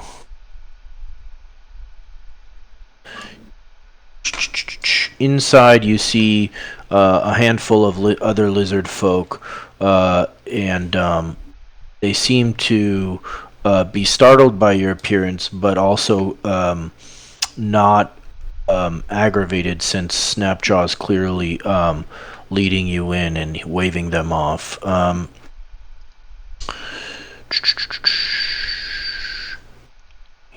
Okay, so a large forge dominates the center of this chamber, which is pleasantly warm thanks to a bed of coals glowing dully in the forge. Half a dozen lizard folk are working around the forge, but they don't seem to be accomplishing much. Other accoutrements of the blacksmith's trade are scattered through the room, and many very poorly made metal items are heaped in the northwest corner. Okay. I mean, we're not at any threat right now, right? No. The 6 lizard folk in this room are not aggressive towards you. It looks like they're busy trying to make an iron spear point from some scraps of ruined armor, but their effort is producing something more like a shovel than a blade. So, do you want Leah to communicate to them quickly to like go toss the bodies over in the river? Yeah, take Archimedes. I can go. I mean, we can go into this room over here if I need to gain more like distance or closeness. But take Archimedes up to the 3rd floor, dispose of the 2 bullywug bodies, and I'll clean up the mess. Okay. And if anything, pretend like you were responding to the horn. Yeah. Okay. Okay, that's the plan. Mm-hmm. Good God. Okay. Damn. So, I mean, we could send, We've been fighting this whole time by ourselves, and they have a fucking army of lizard folk in this bitch? That's wild. No way, bro. I could have taken this orb by now. Alright, Okay. well, Whoa. One thing at a time. One thing at a time. So that way they can do it quickly. I'm so bad right now. Fuck you, Snapshot. I had my eyes closed for a few minutes, but I was listening, and then I look and I see all this. Just keep them closed. Okay. Just fuck them. Oh my Okay, God. so Leah orders Snapjaw to take another couple lizard folk with him, rush up into the bullywug's quarters to the top floor, throw the bodies out into the moat, and sends Archimedes with them to help prestidigitate and clean the area up. Right? Yes. Mm-hmm. Correct. Okay. So Snapjaw's gonna be leaving. Lizard folk's gonna be leaving. This lizard folk's gonna be leaving. That guy's gonna be leaving.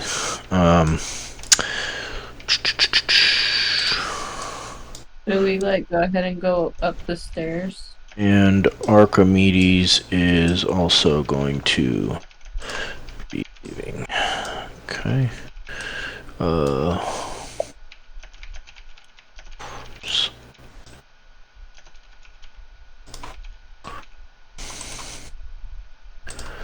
Okay, and they are going up to the 3rd floor for now.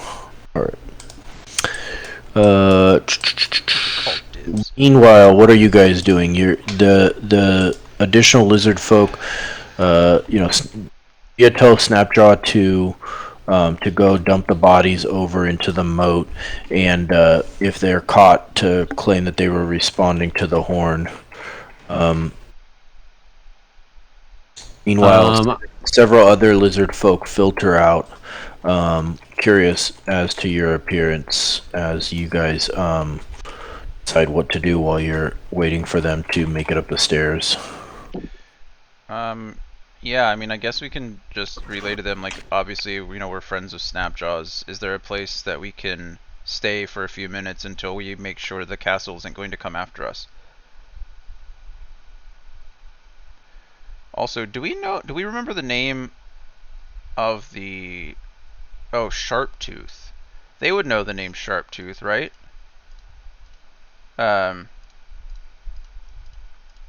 Probably. Yeah. Sharptooth was a lizard tribe leader. They agreed. He's the one that we met in the swamps. He's the reason we're here in the first place. Or he's the reason Snapjaw's helping us, I guess. Because we were able to convince him that we're here. Right. Yep. Yeah. I mean, I would also want to know, like, what is... How are we gonna know when is a good time to leave? I guess, like, what are they doing with this response to this alarm, and what is gonna make them, like, deactivate the alarm, essentially? I mean, are they just gonna keep looking for us at this point? Yeah, no, I agree. What is this? So, exactly, who does a horn call for? I guess will the whole castle respond to that, or is it just like a select the dozen bullywugs we just slaughtered in the first floor? So the lizard folk, one of them steps forward and tries to explain in Draconic to Leah as she's relaying the questions and answers to everybody. Takes some time, but it's clear that they believe everyone would normally have an obligation to respond to the alarm, but Snapjaw has informed them already of your presence here in the castle, the deal that you've struck to kill the bullywugs and cultists, and basically give the lizard folk their swamp back. And so they have no interest in quarreling with you, and so they've intentionally kind of shirked their duties and amassed as many as they can here in this tower to basically stay out of the way and avoid conflict while you guys try to keep up your end of the bargain. Normally the lizard folk that are in here would be patrolling the castle looking for you, but as it stands, at this point it's only the cultists and the bullywugs who could basically respond and appear. The lizard folk have been, covertly instructed each other not to attack you guys. Clearly, you're fairly recognizable at this point. I mean, there's the cultists. You can pose as cultists, and there are cultists of all different races and appearances, but you guys kind of stand out being having a dwarf with a fiery red beard, right, and two half-orcs, which aren't as common as other races. So they recognize you, especially given that Snapjaw has kind of relayed your appearance, what you wear, what you carry, and led you into this room. So the lizard folk are kind of standing down at this point intentionally, kind of risking the ire of their superiors if they're caught, but the strategy is to try and lay low and stay out of the way. Meanwhile, the cultists and the bullywugs have been obviously aware of your presence and have been sending patrols throughout the castle. They just haven't quite caught up with you yet. Sure. The alarm itself would have signaled your presence there, and so those cultist and bullywug patrols would be quickly heading this direction. And in fact, as they're explaining this, Archimedes spies several bullywugs and cultists streaming into the inner keep here, heading for the stairs, or the bullywug living quarters, and the stairs up to the third floor, where the sound of the horn was coming from. Have we successfully Have we successfully cleaned the third floor? The lizard folk are up there now. They've tossed the bodies, and Archimedes is awaiting your prestidigitating. Yeah, I mean, clean up. I doubt my Eldritch Blast left too much of a mess, so clean up the biggest part of the blood, and then I'm going to dismiss Archimedes as an action, and immediately after, 6 seconds or so after, cause him to appear next to me. Okay. So you prestidigitate the gore from Eve's murder, and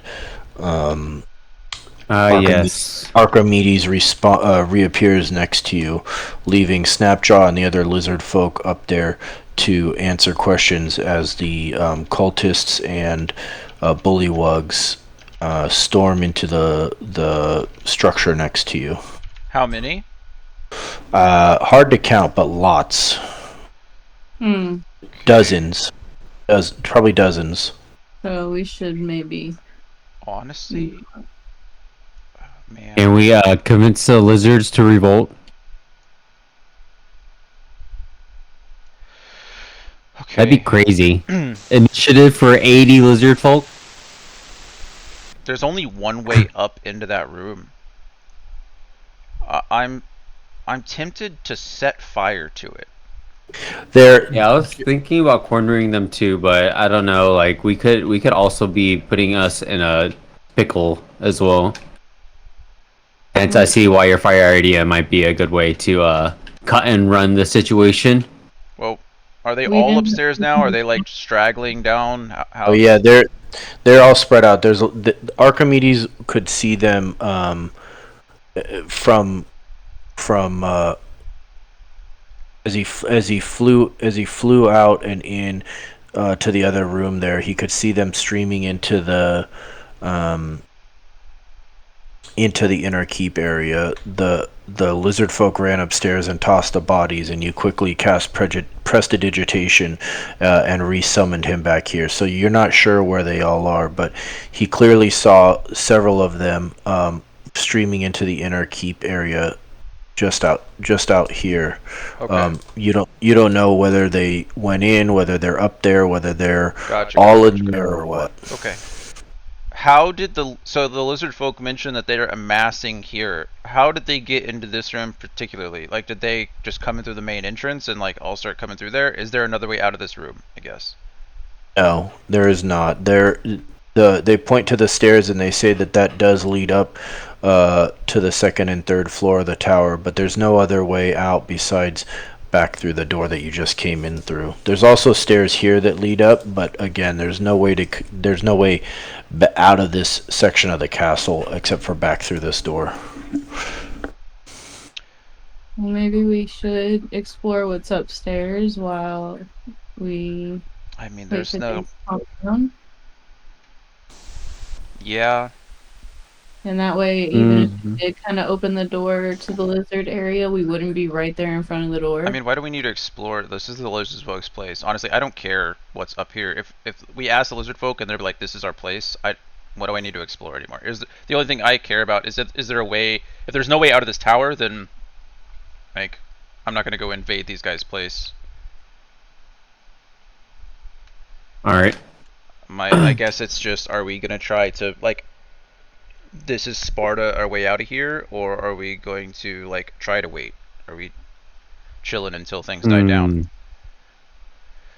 And I can always send Archimedes back out like one of these windows and perch in. Like if I can get a viewpoint on Snapjaw, maybe I can hear the conversation at least and like see what's going on, and maybe that decides like our next action. But I want to know what everybody else thinks here. Well, I told you I wanted to chill and try and wait him out, so. I'm open to hear others' opinions before I assert my own. And it's a lot of them, right? Like yeah, dozens. About over a dozen. Yeah, dozens. I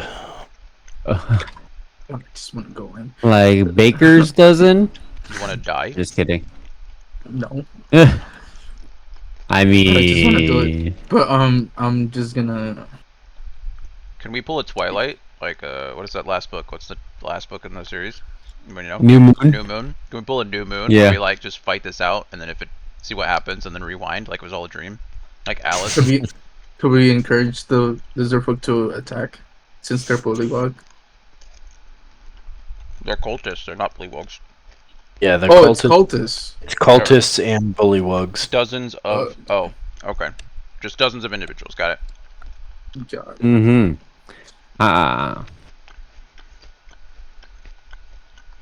Yeah, I guess. Wait till it dies down then. Eve. So, oh, yeah. Eve wants to go slicing. Eh. Eve. I think she might be AFK. She's muted and probably sleeping. I would hope not. Well, my vote is definitely to chill. I mean, it's just too many people. I think if we can fool them into thinking that we're gone, I mean, I don't think anyone knows our true intentions. Even the Red Wizard, like, there's no dialogue between us. Welcome back. I'm We are making currently- food for grandma. I'm sorry. So I'm on and off. That's okay. All good. TLDR, essentially the cultists and the bullywugs are searching for us. We are hiding in here as recommended by the lizard people, and right now we're trying to do a group vote to decide whether or not we're gonna chill here and wait out the storm, or are we going like full on like Sparta and like fighting dozens of enemies. What? Out of character. Why are we came to this castle on our way here, or did we need to be here? Yeah, this is where the cult of the dragon is set up currently. This is like Yeah, so you guys are following the trail of the treasure hoard that has been sent north from the Greenfields through Baldur's Gate, through Waterdeep, up to the Karnath Roadhouse, and then through the tunnel into the swamp, and finally to here, Castle Nirtar. There's the goal is to track the cultists' movement and where the treasure is hoard is being moved to. You're not sure if clearly some of the treasure is being stored here at the castle, but there is rumors of a portal underneath the castle. I think. okay. I believe you heard that, right? Yeah. That's not new information. No. But Eve just so the party wants to either like move forward or back. No, I down? mean we are trapped in here. We investigated we cleaned up our mess upstairs, but as we were coming into here, essentially there were dozens of cultists and bullywugs responding to the call of the horde. So the 4 lizard folk here went upstairs to go toss bodies, and they're about to get met, if they haven't already met, some of the cultists. We closed the door, so we don't know what's going out here, but we know that there are dozens of enemies out there. We have a dozen, 2 dozen, a dozen and a half like lizard folk down here, plus here, so maybe 2 dozen total. And our options are either to try to stay in here. We could push out and just start fighting. We can convince the lizard folk to start fighting with us. But either way, there's no guarantee of safety where we're at right now. So I think okay, so based on this information, I'd say why stay? If we're gonna fight anyways, let's just convince these lizard folks and just fight. I mean, there's a big difference between fighting 24 people in batches of 3 and 24 people all at one time, right? Like, clearly we have to fight. We're not getting out of this on our own, but there's 6 of us, and we're fighting at least 20. He said dozens, so that could be anywhere from 24 to a million people, infinite number. But I imagine it's somewhere in the 30 range. Like 6v30 is, risky. Yeah, I can imagine. Situation. I just meant to convince. I just meant to convince these people behind us, and so to fight with us, not just us If six. it helps speed this up and make a decision, it's been made clear to you guys that the lizard folk are not going to help you fight against cultists. If the cultists are taken care of, then they will help you fight the bullywugs away. But they are scared of the cultists. I mean, are they not even? So they're not even going to participate in a fight that the cultists are involved in. So if it's a combination of cultists and bullywugs, they're not going to fight at all, or will they only fight the bullywugs? They will try to avoid a combat that involves the cultists. They are pissed at the bullywugs for killing Suncaller, and so Sure. that they will go to war with the bullywugs if the cultists are out of the way and dealt with. But they are half-hearted when facing off the cultists, not because they fear them necessarily, but because they don't actually hate them. They have a harder time turning against that alliance. They have been co-opted into this three-way alliance between the bullywugs and the cultists, and the bullywugs have bullied them and killed their leader, and so they're pissed about that. Yeah, I But mean, the cultists have treated them have treated them okay. Okay, And so they want the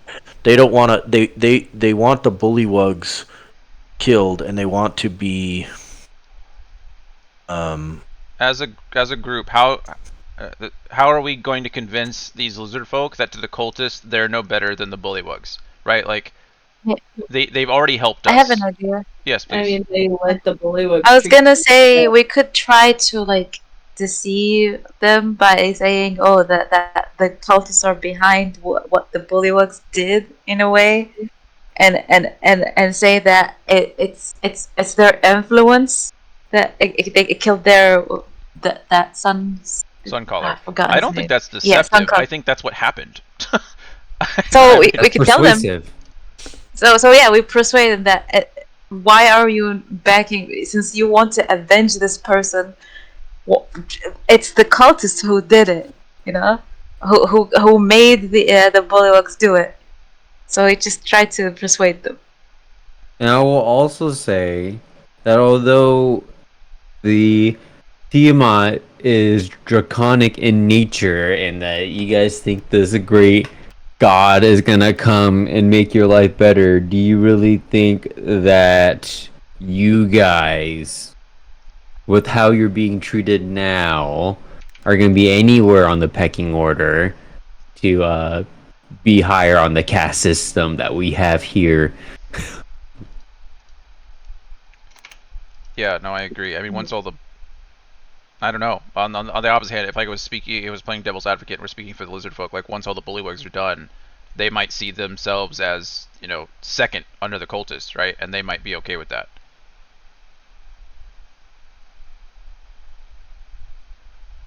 Mm-hmm. So what's the call? We need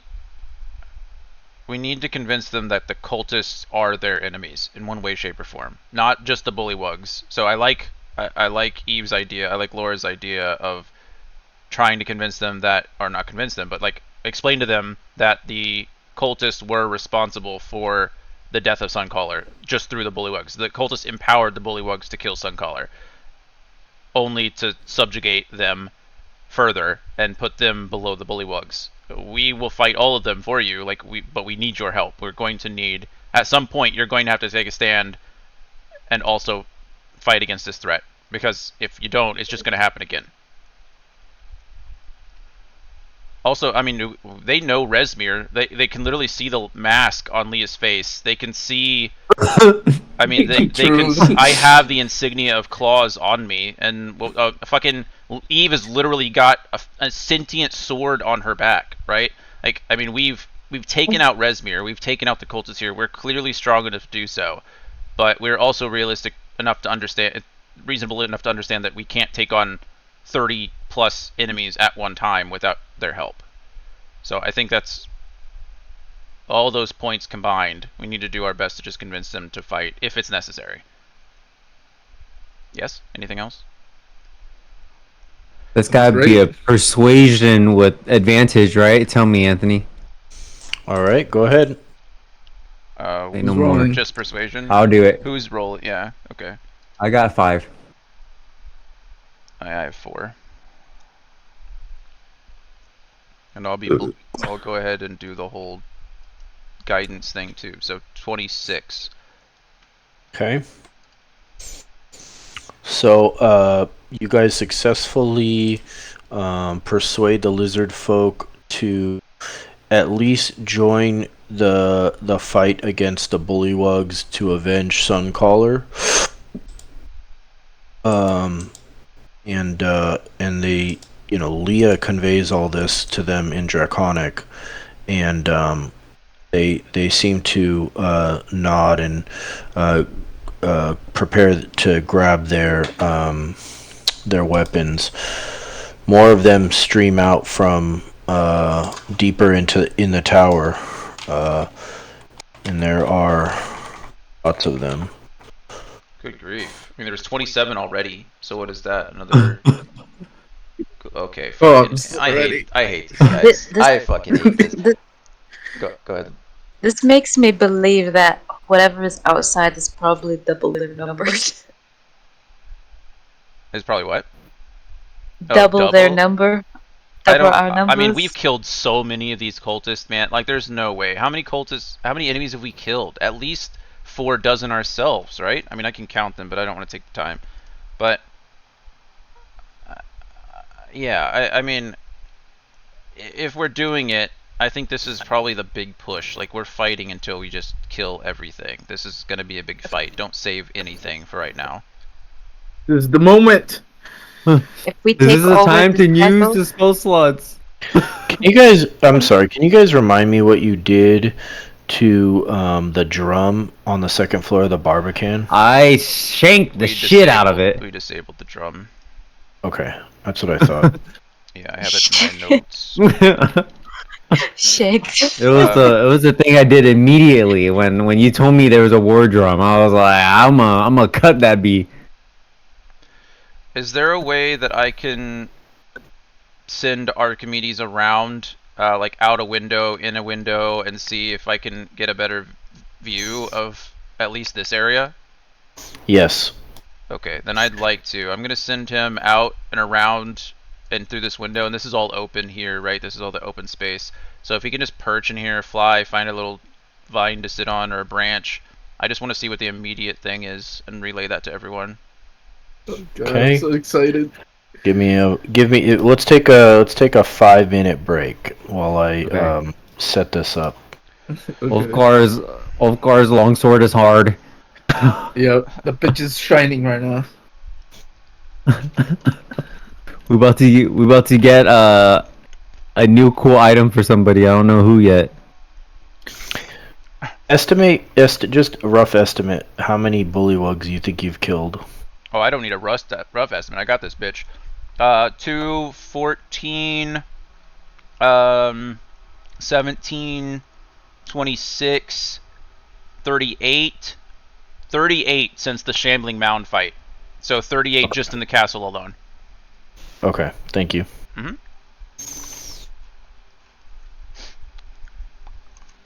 Hey, you get tracked by that? Huh?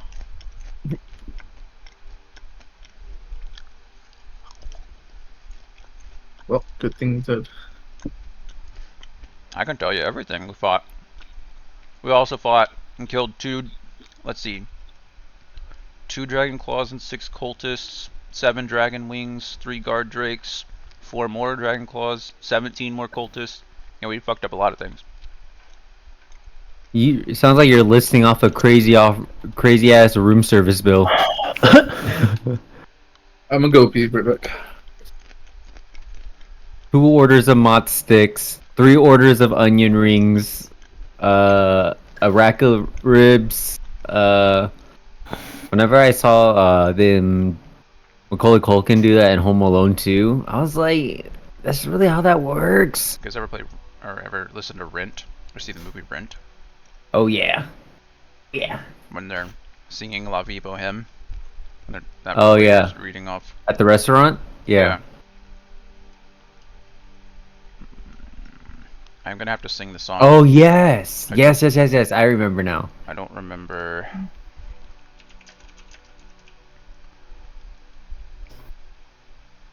You break into song, you dog. I can't. I mean, I know the beginning. I know how the song starts, but I don't remember the beginning of that order. Who died? Arkita, Evita, make fun yet I am the one. Blah blah blah blah blah. What is the song? Where does it start? To Days of Inspiration, playing hooky, making fun. Is that before though or after? Bro, that scene where they like meet each other for the first time over the freaking like barrel fire in the apartment. Yeah. I was like, yo, that's so crusty, but I'm so down bad for the female actress. Yeah. So good. So good. Had me weak. So that's 5 miso soup, 4 seaweed salad, 3 soy burger, dinner, 2 tofu dog platter, and 1 pasta with meatless balls. Is that it here? Meatless balls. Wine and beer. Yeah, that's the one.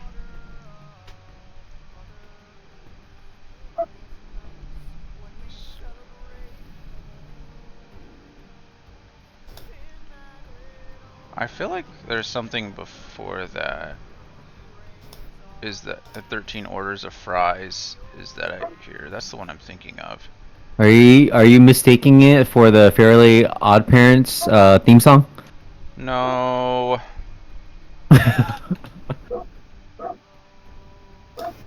I'll be right back. Okay. Damn. How much could he be setting up? I'm scared. Well, I mean, we've literally alerted the whole fucking thing. So I imagine this is as many people who are upstairs is going to be upstairs. Everyone else will probably be in the room below. The main 3 we need to worry about are Asbara, Joss, Flarblex, or whatever his name is. What's his name? Farblex, yeah. And then Drelmor. Those are the 3 we need to worry about. Those are the 3 that are going to actually probably have magic. Well, we know one of them does. I assume the shaman does. And we don't know anything about Drelmor yet. We don't know what his combat style is like. I'm going to drop a fireball on one of their heads. A flame spear. I'm going to go Super Saiyan and grow wings.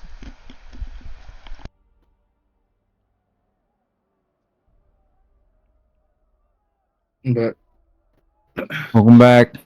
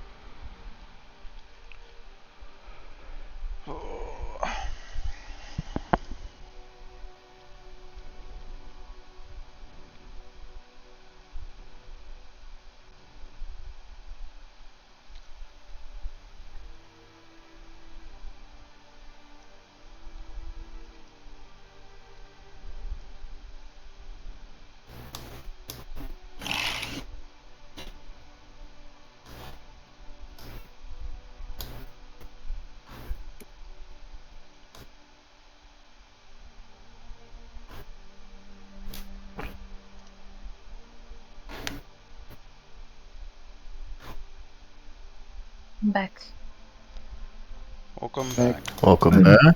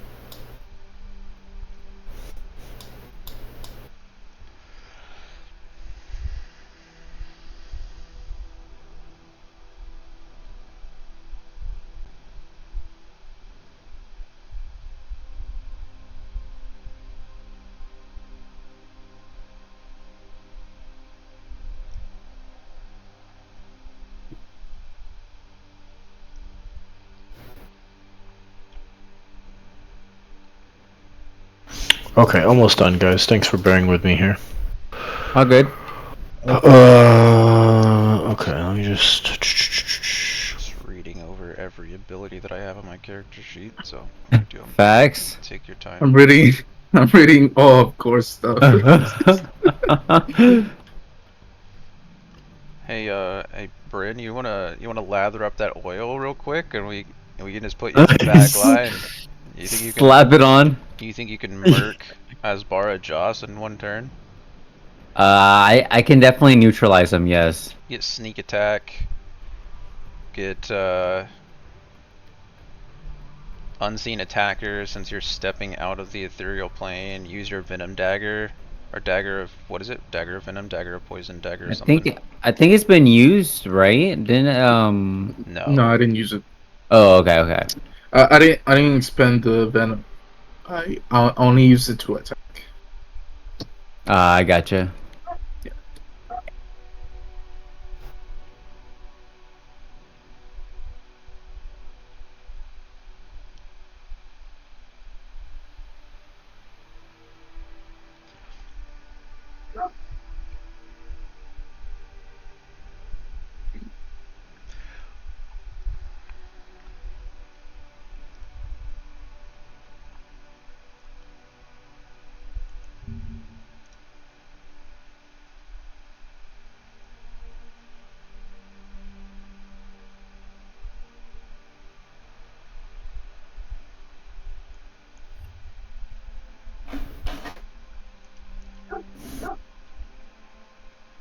I don't know why, but this makes me want to see back Lord of the Rings again. What part? Reading Gore's abilities, or No, just thinking about the battle that we're about to do makes me think of Lord of the Rings.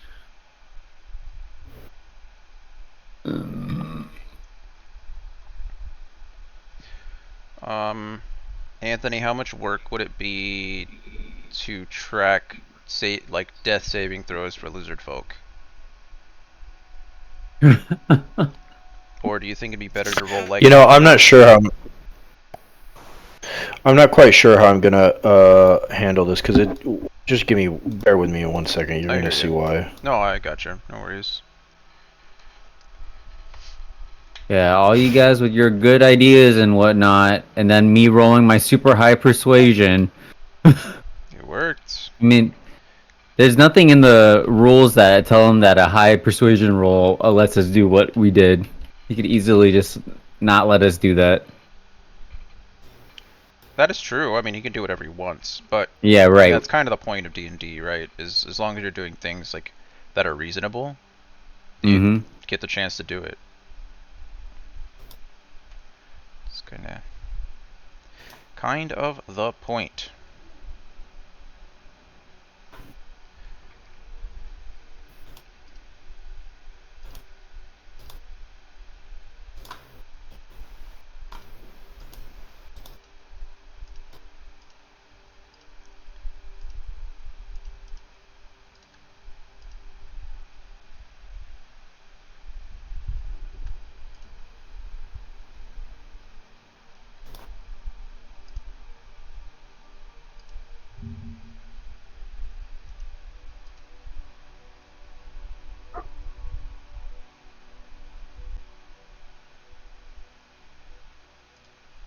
Okay.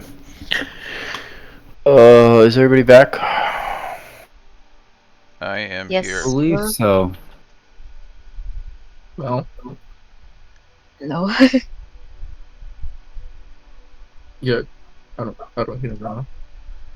Okay, I'm gonna go grab a drink.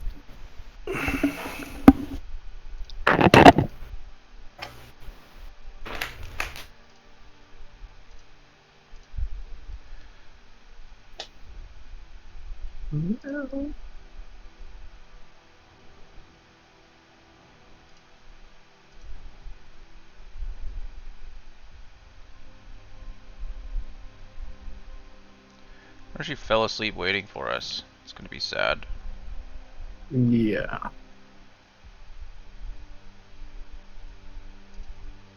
No, I don't What are think you I've talking ever about? fallen.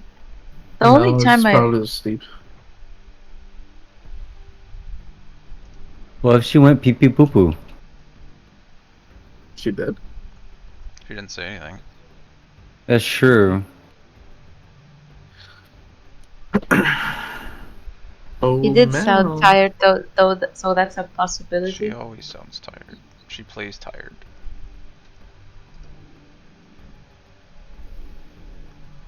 What time is it for you guys?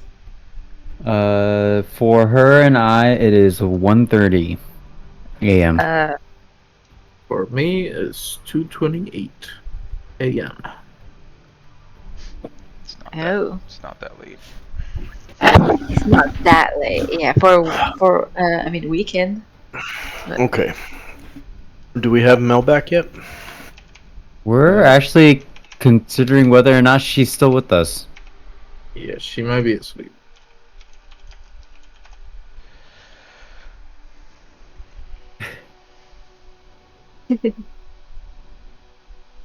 Mel. What? Oh, there she is. She's still with us. I told you, caffeine. Caffeine at 10. I know. I messed up. All right. Well, this should wake you up. What?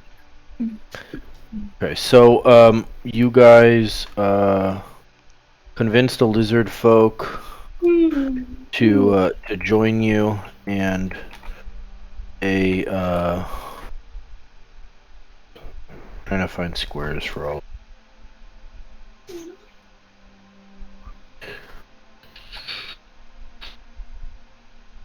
Oh, hey, come on now. Oh there, buddy. I'm not your buddy, guy. Right.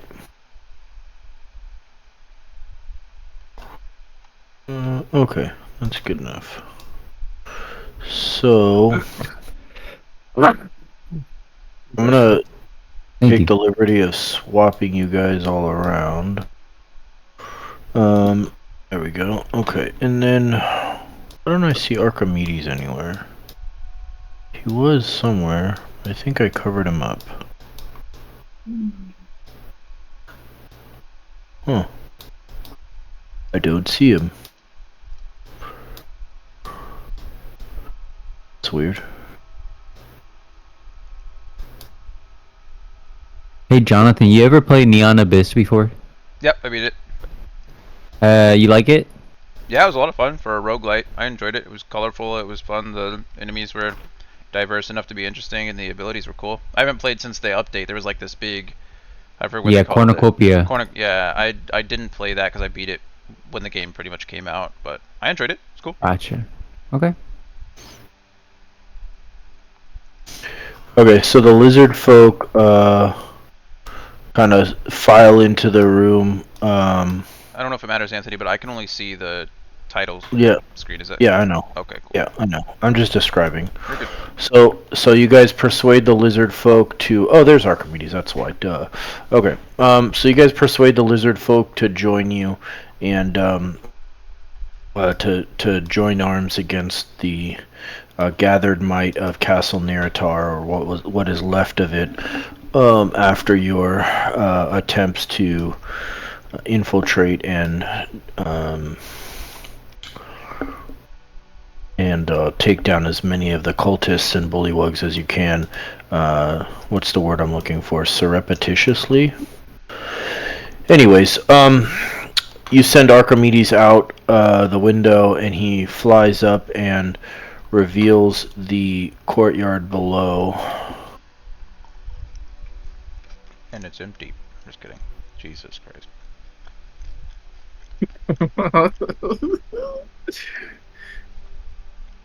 Alright, let's see it. oh my god! I just zoomed in. Holy fuck. Let's go! Do I courtyard even want? The courtyard is full of the giant lizards, which have been retrieved from the stables. Several giant frogs,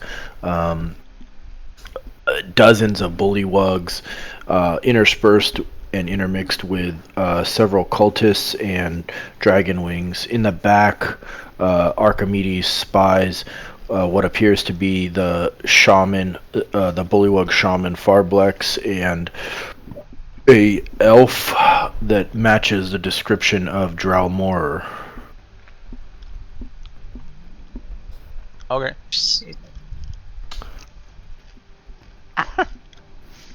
Are they aware of our?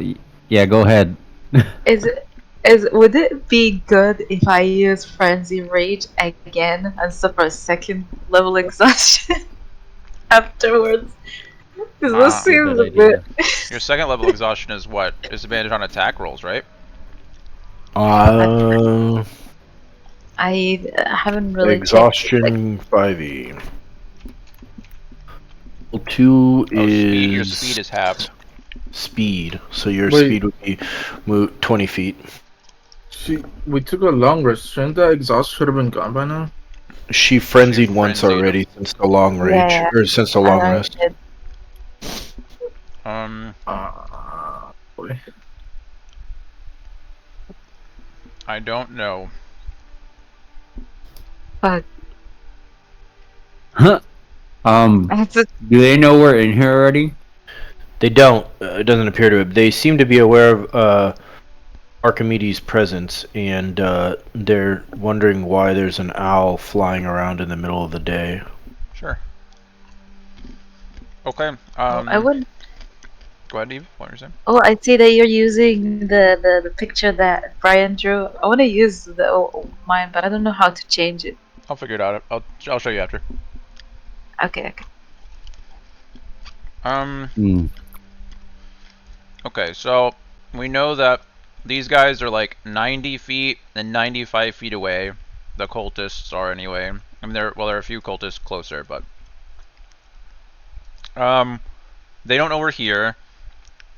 What if the lizard? Can the lizard folk control the giant lizards? They can try. I mean, of course. Like, why are the? I don't know why the giant lizards even there. Why are they listening to the cultists or the bullywugs anyway? But okay. How are we doing it? Oh, we can't. Oh, nice. You hidden. That was a good touch. Hiding what's in here. Can't see. Cool. I'm gonna cry. I don't. I'm assuming that I don't have 10 minutes to lather myself. You don't know we're in here. No time has passed. Can I get like all the lizard folk to help me baste me? I'm gonna go with no.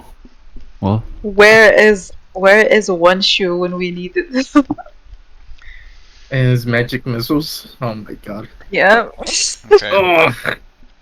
What's our plan here? Front to back? Are we gonna try to get to Fireblacks as quickly as possible? We shouldn't get flanked, so we need to take this somewhat slow, I guess. I mean, we gotta clear the way for these lizard folk too. Our primary goal is the cultist, right? Because the lizard folk won't fight them, so we need to take out these cultists. Well, there's one. Well, we persuade them to fight them now. Yeah, we convinced them otherwise. Not to fight the cultists, just to fight with us against the bullywugs. They still won't fight the cultists, correct? I thought the whole purpose of the persuasion was to convince them that we will fight them all. Yeah. They are loath to fight the cultists, but they will prioritize. They're gonna try to bear out their aggression towards the bullywugs. If it comes down to just cultists left, it's unclear how each one may respond. I want like, how many lizard folk do they think it's going to take to tame get those lizards under control?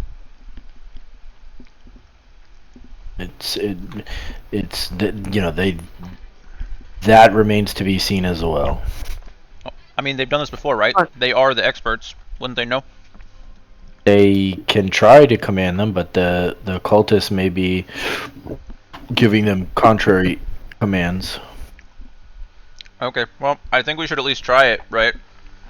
Yeah. Get like Doesn't hurt to try. I mean, either that or we have to kill him again anyway, or we have to kill him anyway, and I'd rather not. I mean, these giant lizards, are they considered beasts? I guess they are, aren't they? Yeah, they are. Yes. Okay. And we're certain that these stairs don't lead to anything. They're just like they hit like a cap, and then it doesn't lead to any other rooms. This one leads up just to a second floor, and this one leads up to a second and third floor like the other towers, but they don't lead out anywhere. Right. I mean, we could still like retreat, perhaps. I mean, I don't know if like attacking head on is our only option, is it? How else are we gonna get out of here? Climb out a window? I mean, the same way we came in, right? I mean, I don't disagree that we should. The same way we came in is out this door. What do you mean? No, I mean like more theoretically rather than literally. I think he means when you guys climbed up over here in the part onto the. I don't mean literally come in where we exit where we came in. I just mean in a similar method. Yeah. I mean, we could do that. We'd have to try to do it inconspicuously, right? Like get down here. Right. I mean, they still don't know where we're at. Sure. What is I mean, what does everyone else think? I mean, like we can fight, but I just don't know how well that's gonna fare for us. There's just so many. They even brought the giant frogs in here. Like, what the heck? Yeah, where were they? Just chilling? Yeah, they didn't exhaust any. Yeah, he definitely grabbed everything in this field and brought them into this room. All I'm saying, I am nervous as fuck. Man. I need more than nervous, Eve. This isn't time to be puckering up the cheeks. In real life, I'm nervous. In game, she's still. I don't think there's the door, right? So she can't see what's behind it. Object permanence, yes, I get it. It's not there for you. Oh my god. Okay, here's what I think we should do. If we're fighting here, I don't want to fight in this room. I think we should try to move over to here. Like, kind of retreat back over, because if necessary, we can continuously, like, back up. Like, retreat back up kind of thing. So if we... But what? I don't know. Like, say in a perfect world, we all go first before them. I don't know how that's gonna look for the lizard people. I just think the initiative is gonna be crazy on this. If we end up trying to cut and run, but even if we all go first, we could probably take out like maybe guaranteed 5. If we're lucky, we could take out like 8 or something. I don't know. Like the bullywugs are squishy, the cultists are so. But I mean, even after hitting and then trying to move across, are we able to move across without them all just collapsing on us when it's time? I don't know. I mean, we can continue to try to fight where we're at, but it's going to be the same issue. That's true. I mean, at least we're already at a choke point, as opposed to fighting them trying to reach a choke point. So you're saying stay where we are and just try to funnel them into us and attack as we can? I mean, if we are going to consider a full frontal attack, then yeah, I guess that would be my suggestion. I just don't know the survivability of going over here versus just fighting them here. I don't disagree with you. I do like the idea of being closer to an exit route in which that we can actually escape and fight. But how about if we like slowly push with the lizard folk and we like move from the right side to the left side for the like here.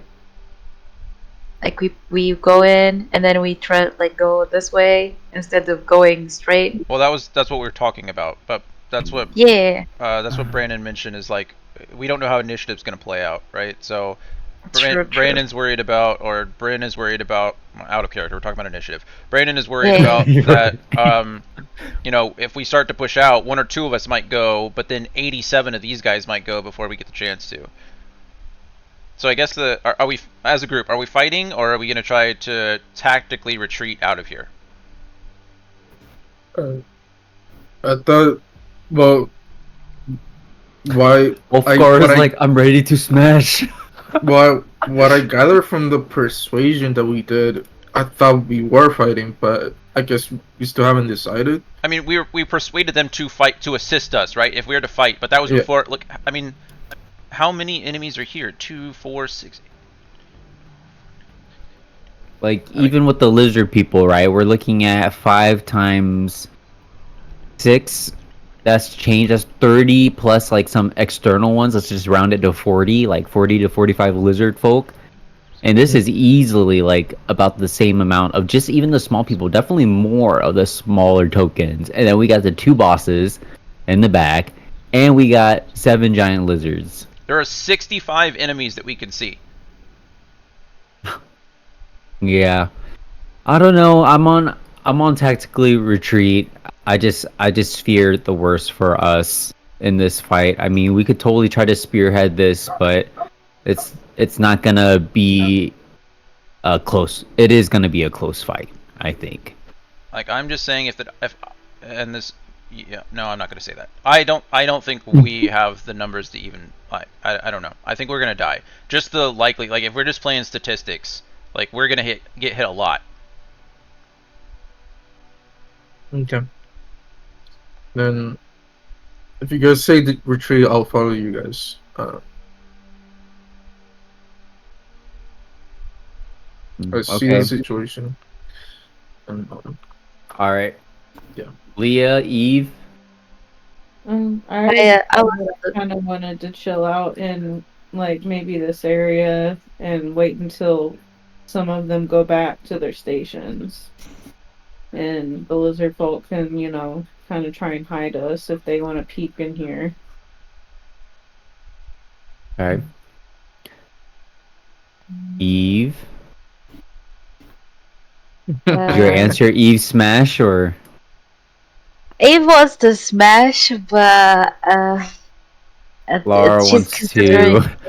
Live to smash another day. Yeah, she wants to live. So yeah, okay. she's gonna take a moment and plan this. Like, she wants to fight, but plan to fight, not just go in. You know? I'm trying to channel my inner Kayhan. Yeah, man. I mean. This is pretty smooch. Yeah.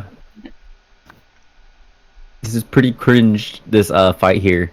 I want to say Gore would be with the tactical retreat. Because I think he'd be overwhelmed by like the visual stimulation. Mm-hmm. Okay, I say we chill in here and prepare for a fight, but we don't initiate it. How about that? Yeah. Yes. Can I perhaps like maybe do like a perception check in to allow me to like hear what they're saying, or maybe Archimedes can even hear what's going on out there. Like what is their what are they communicating to with each other? I asked Arthur. In a very quiet voice, like almost like do like our own like custom sign language we developed over the months of travel. Yeah, I mean, can I overhear anything other than what I see? Are there any conversation? Like, these guys are in the back? Are they just responding? Like, are these guys impatient? It's clear that both Dromore and Farblex are issuing commands to their various retinues. The most apparent thing is that there are many more bullywugs than cultists. It seems like, with the exception of the bullywugs that you killed in the Barbican down here when you first entered the castle, and the bullywugs that you just slaughtered in this section, most of your efforts have been focused on killing cultists. You battled several in this tower, including obviously killing Resmir. You killed several in the Great Hall. Then you killed several more that came with Asbara, presumably out of either this tower or this tower. And then there were some even that I think join the fray from this tower over here. So many of the cultists have been slain, and the majority of the force that remains at this point are the bullywugs. It's also clear that that Draumor and Farblex are intentionally using their forces, interposing their forces between the threat, which is believed to be here, and themselves. They don't not obviously know that you're here, but the sound of the horn came from this area over here. So that being said, they're not really having any detailed conversations. They're clearly shouting to their troops to scout the room over here. The door is open. In fact, you can probably from where Archimedes is, he can probably see.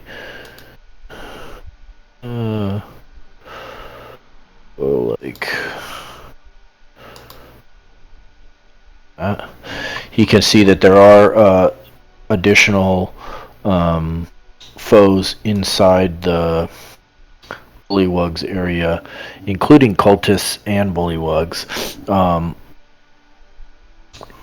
It is unclear what the fate of the lizard folk that are still trapped upstairs, including Snapjaw. But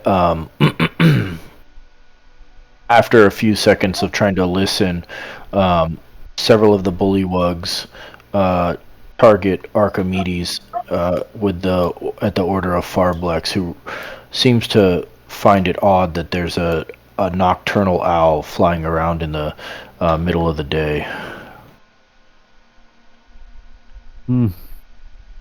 Oh. What's that doing there? Okay. So, quickly, Archimedes is targeted and several spears head his direction. Go ahead and give me just roll a d20 for me. Yeah. Okay.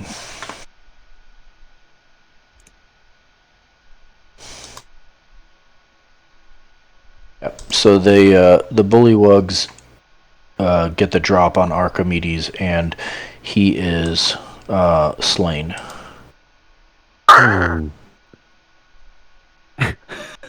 Damn. Alright. Well, we've just lost vision of everything out there, so. I got my trusty mirror. I pull out of my bag. Just kidding. No, don't. Not the time. Whoa.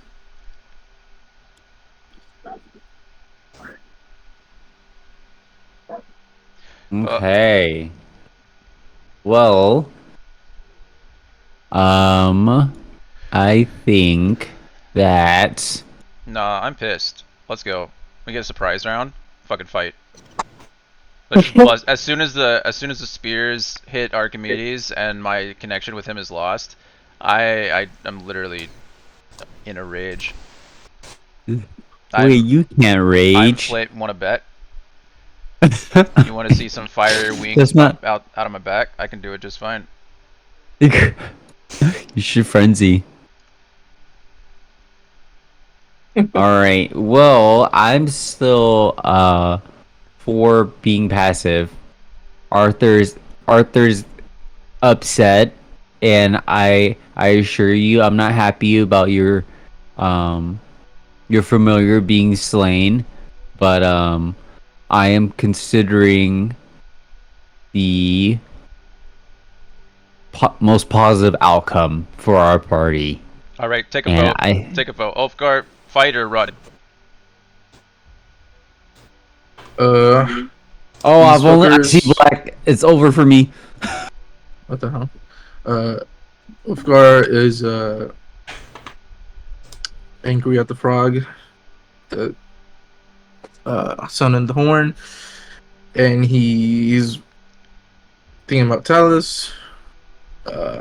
He wants to rescue her. But if you guys want to retreat, he'll support you guys. Fight or run. Fight or run. Fight. Fight. Okay, Eve, fight or run. I don't know how to feel. Eve, fight or run. Oh, she might be doing the cooking things. She's literally muted. Okay. Eve is fighting. The sword is fighting. That counts. Sorry, as fight. You know Eve will always. two. Yeah. Leah, I assume you want to run or hide? Yeah. Okay, Bryn? I'd choose run. Okay, So our split... Nope, I'm fucking fighting. That's 3. So it's up to Gore. So DM. Roll for it. Roll for it. DM, you know Gore better just as well as we do. Is Gore fighting or running?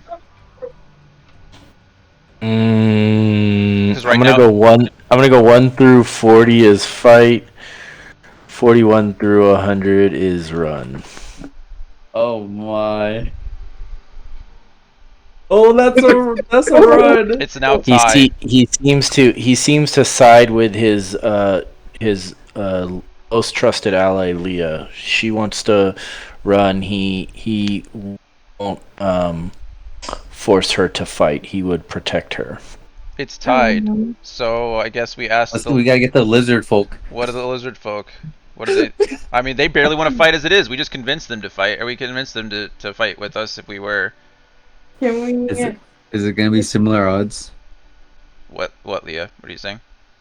Maybe they can convince them that they saw us run some opposite direction. You're gonna trust I don't the lizard folk understand. to deceive. To be fair, I don't understand the Their whole job 1D was 100. to distract and deceive. True, to create distractions. I mean, we can try.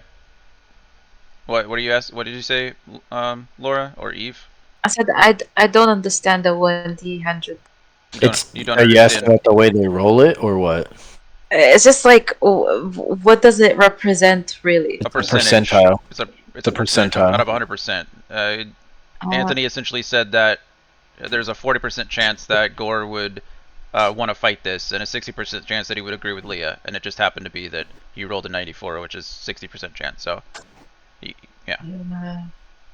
He could have rolled a D10 and it would have been the same thing. 4 to 6, a percentile would be the same thing. It doesn't matter. D100 is just a percentile dice. A fair point. Okay, so we're tied. Oh, are we passing around a ballot box for the lizard folk? Look, I makeshift the box. I cut a slot out on the top. I think we just backtrack to our original plan. Like we in the box. We prepare to fight, but we don't initiate it. So we'll chill here, I guess, until something happens. I guess we can chill around the corner. I'd like to go. Yeah, can we retreat a little deeper and then have the lizard folk still be the forward-facing dudes? I would just like to point out 2 things. One, we're trapped in this tower, unless we try to climb out the window. And 2, the lizard folk have been amassing an army here. I highly doubt that the cultists and the bullywugs are going to be too happy about there being 3 dozen lizard folk in this room. So. Indeed. You're not wrong. You are not wrong. So 43 lizard folk in this room. Should we just throw the gloves? Before we throw the gloves, while I come over, I retreat in deeper, can I look out this window and can you tell me what I see? I do it stealthily if possible. I mean, there's moving in here. This is a lizard folk area. I don't think we need to be. Yeah, no, you're fine. But yeah, you just see the castle grounds, the moat, and everything. I don't see any ops. Do I see any enemies outside? No, there's no enemies out the window here. Besides the crocodile that you shot an arrow in. Oh yeah. What if that's the solution? We bring the giant crocodiles into the castle. Oh my god, let them fight each other? Let them run rampant. That's funny. That Okay. Well, I guess Okay. that's the plan. We're just waiting. We'll back up, I guess, around the corner. That way, if anybody comes in, We we're fight. not the first thing they see, and then go from there, I guess. Yes. Okay. Okay. What do they do, Anthony? Tell us. We're gonna have to take another 5-minute break while Anthony moves 87 tokens out of the way again. He's gotta have grouped them. So you guys are is We're Eve playing the waiting game. is Eve moving deeper into the tower as well? Eve is still being a brute. Yeah. Yeah. We'll move with the. Yeah, just give me a second. Okay. There you go. They're gonna see you from there.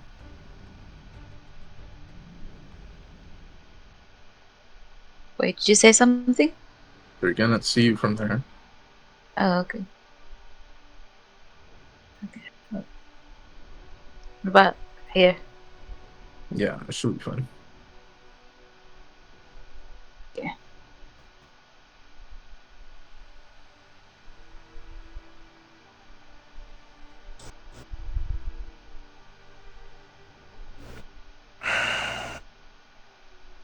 Okay. So you enter the south, or the northeast tower proper, and this looks like another kind of barracks, except this time it's for the lizard folk rather than the bullywugs. There is no mud on the floor here. There are, however, various Husk. it says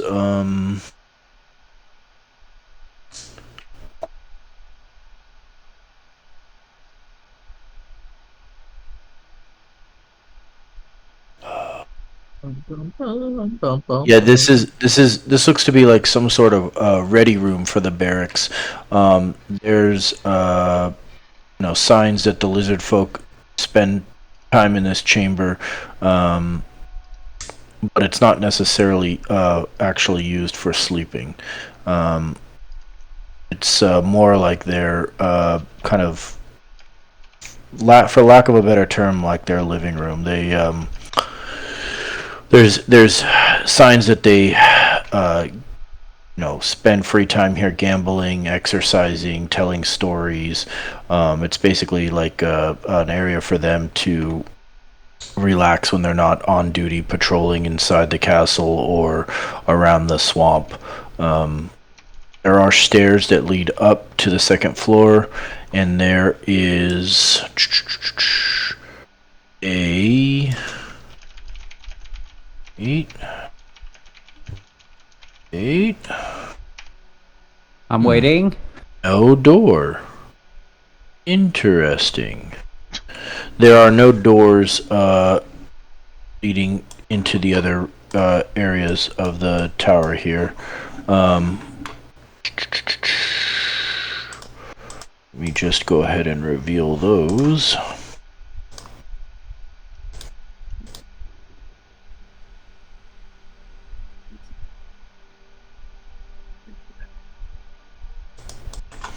Okay, so this area right here that you're in now is like their, what the happened? Oh, that's what happened. Yeah, this area is their, like, kind of ready room. Up here to the, over here to the north is,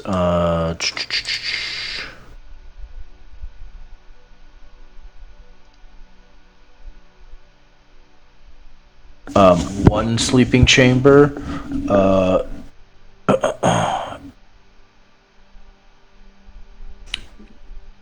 This room is noticeably cooler than the room here to the west, which is a little bit closer to the forge in the area over here. There are reed pallets that are spread across the floor. There's no apparent pattern to them, but the lizard folk clearly sleep in this chamber and this chamber when they're not on patrol. It looks like it doesn't appear that there's any way for just make sure that's right. Yeah. There's no way that all of the lizard folk could sleep in these two rooms at the all at once. So clearly some are going to be on duty at some point, or there's some other sleeping room somewhere for them. But they sleep here, and they kind of gather here when they're not in the forge working on trying to learn blacksmithing or otherwise patrolling the castle.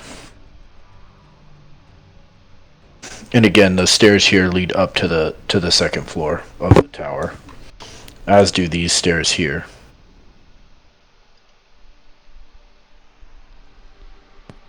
Okay.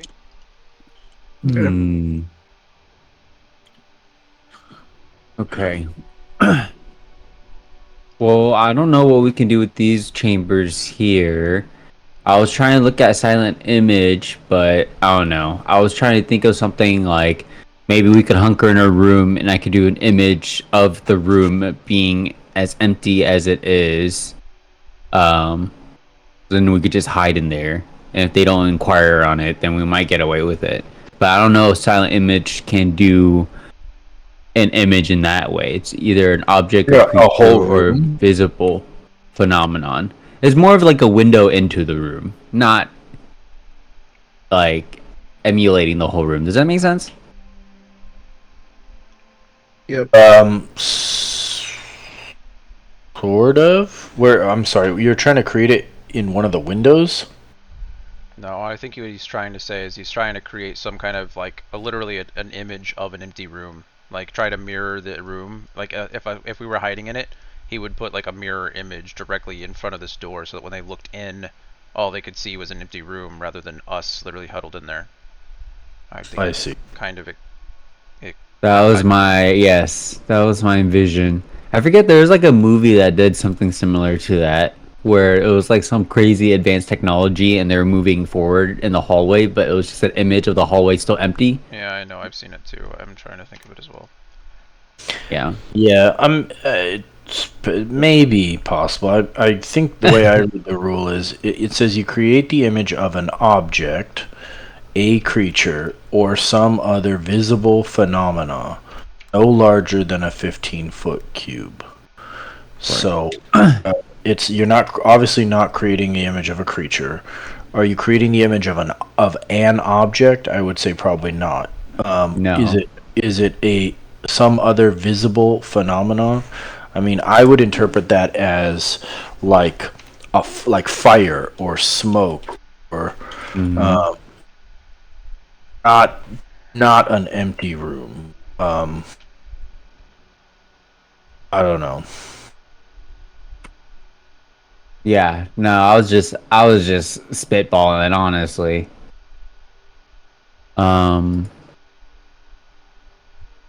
Here. I mean, at this point, I encourage maybe we should like search our options, just continue looking upstairs and whatnot, see if there's anything of use, and then one of us could stay down here and keep lookout. What is the benefit of going upstairs? I don't know. I mean, we're trapped either way. If we go upstairs and we're trapped up on the third floor, we're just jumping out a third floor window instead of a first floor window. That's true. And like I said before, this is a lizard folks area. Like, there's nothing up. What are we gonna do? Like, loot them? Like, thanks for fighting with us. We're gonna take your shit. More so seeing if there's anything that we can use in an innovative way to help our situation. I mean, ask them. That's true. I mean, I'll ask the lizard folk if there's anything upstairs that we can use that would help sway this potential battle or situation in our favor. You mean you'll ask Leah to ask the lizard folk? Yeah. Oh, none of them speak common? They all speak... Correct. Okay, yeah, I mean, that's... Yeah. Okay. I assume Leah has no problem playing, telephone and relaying all the. Yes. I'm speaking on behalf of Leah, right, Leah? Yeah. Yep, she's knocked out. Say nothing if you agree. Yeah. Okay, so Leah relays the question. The lizard folk tell you that above the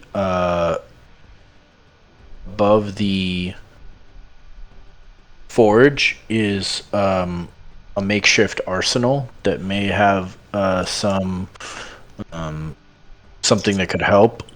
However, the areas above the tower are mostly vacant on the second floor, and the third floor is home to some giant spiders, which the oh goody, lizard folk have left alone. How can a spider room assist us? I don't think you can. Well, now we're trapped between a horde of bullywugs and cultists and giant spiders. So. See, aren't you glad you know that now? No. Oh. I'm glad we didn't go upstairs. The lizard folk tell Leah that the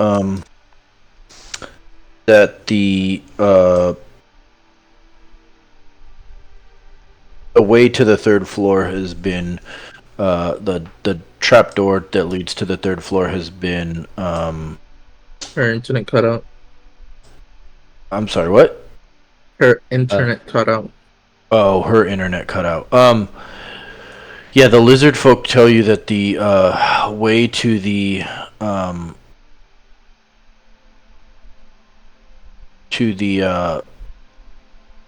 spiders has been blocked off. Okay. They come in and out through the roof of the tower, through a hole in the roof, and mostly leave the lizard folk alone. Can y'all hear me? Yeah. Yes. Okay. My internet just took a massive shit on me. Well, we just found Sorry to hear that there's giant spiders on the third floor that the lizard folk leave alone, but the entrance apparently has been cut off, so they're not really a threat to us right now. There is an arsenal above the forge, like a weapons room, but they didn't really mention anything directly that could help us, so I imagine it's lizard folk weapons. Okay. But that's where we're at. Has any amount of time passed? Like, are we still what's I mean, the plan was to wait, so I guess we just need to know what the hell is happening there. Yeah, time is passing as we're speaking. I'm just trying to relay what you guys know. I appreciate it. I know. Nothing has come a knocking yet, if that's what you're asking. I guess that's a good thing. Yeah. I mean, so we've asked them. Nothing directly that can help us. Don't go to the third floor. I guess is our plan just to wait here until something happens? Think so. Anybody object? Any other ideas? This is what... No. No. We're waiting. Okay.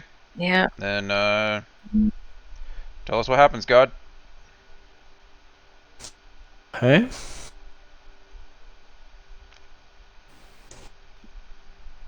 The best action is maybe no action, question mark? No, we're about to get railed. Yep, They don't care about these lizard folk. You think they're gonna not fight them? You think? Yeah, no. We're about to get. Well, exactly. Maybe they don't care, so they won't even bother. Except when one of the cultists asks, "Have you seen anyone in the castle?" and the lizard folk slowly shake their head no in a very non-convincing manner, and then they just toss a fireball in here.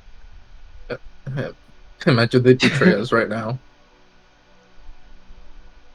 Be a good time to do it. Yep. All right, God, what's the deal? It was like I wasn't expecting you guys to do nothing.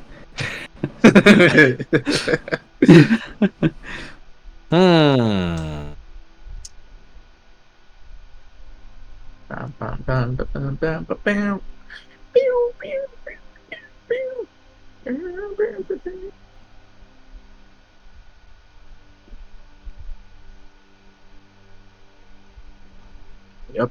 There's not a big like metallic basin around here, is there? A big metallic basin. No, not that you're aware of.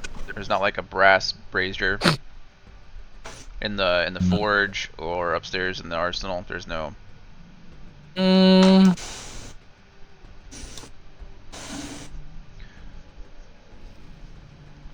mean, it doesn't matter. It takes me an hour, so. Thinking about Archimedes. 82. What does that mean? Percentage again. He rolled another. But is it good or bad? I'm guessing he's rolling my question. Yeah. Okay. So, so you guys kind of just hang out down here, and bide your time. Eventually,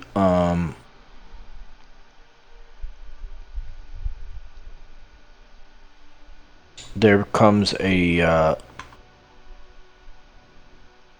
sound at the door as it opens, and get ready. Oh God. Snapjaw. I'm ready. I was born ready. JK, I'm not ready. I'm actually scared.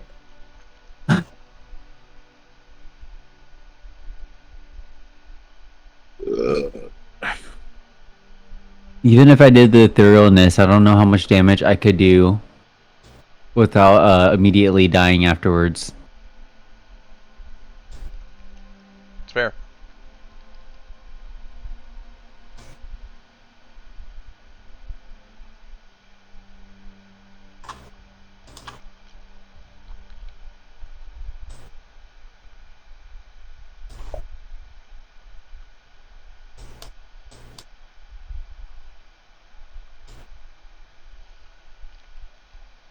This is the last man on Earth, and then he hears a knock on the door type beat.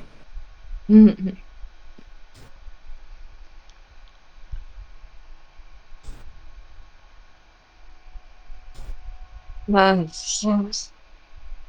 feel like out of all the like the moments we have, this is by far the one that I feel like so nervous. Alright, so you guys bide your time, you try to wait out the investigation, but before long there comes a knock at the door, and well, it's not really a knock, but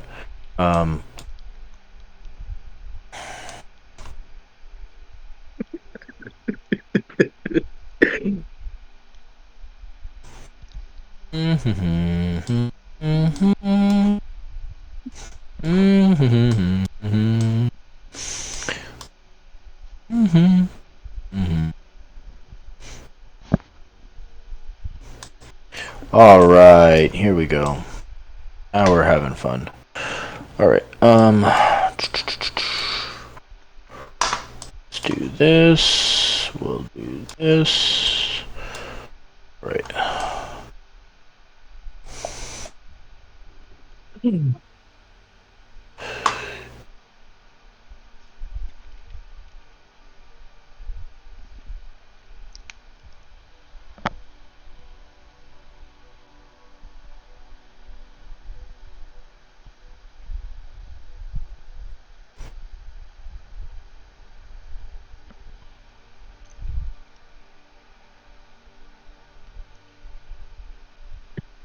Seriously.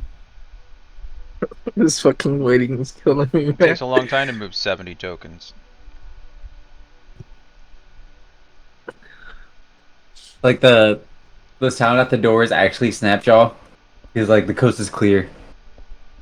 You guys did it. What? He's being sarcastic, facetious, I was playing along. I literally felt a wave of relief just for a 0.01 second. But then, no, what? Okay. The door opens up, and you do see Snapjaw. Let's see, Polygon reveal. Well, okay. I just want to be clear. You guys are hiding, right? Yeah. Yes. Correct. Yeah. Okay, so the door opens. You hear the door open, and in walks Snapjaw, followed by the other 3 lizard folk that he brought with him. And following in behind him is Oh god. Some bullywugs. Kill the Who invited bully. these guys? a group of bullywugs who start looking around, croaking to each other.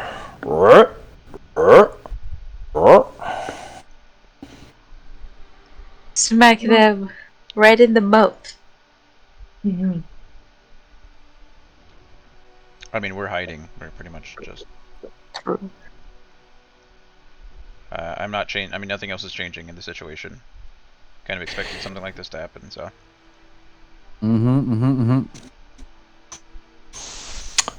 Pretty soon, a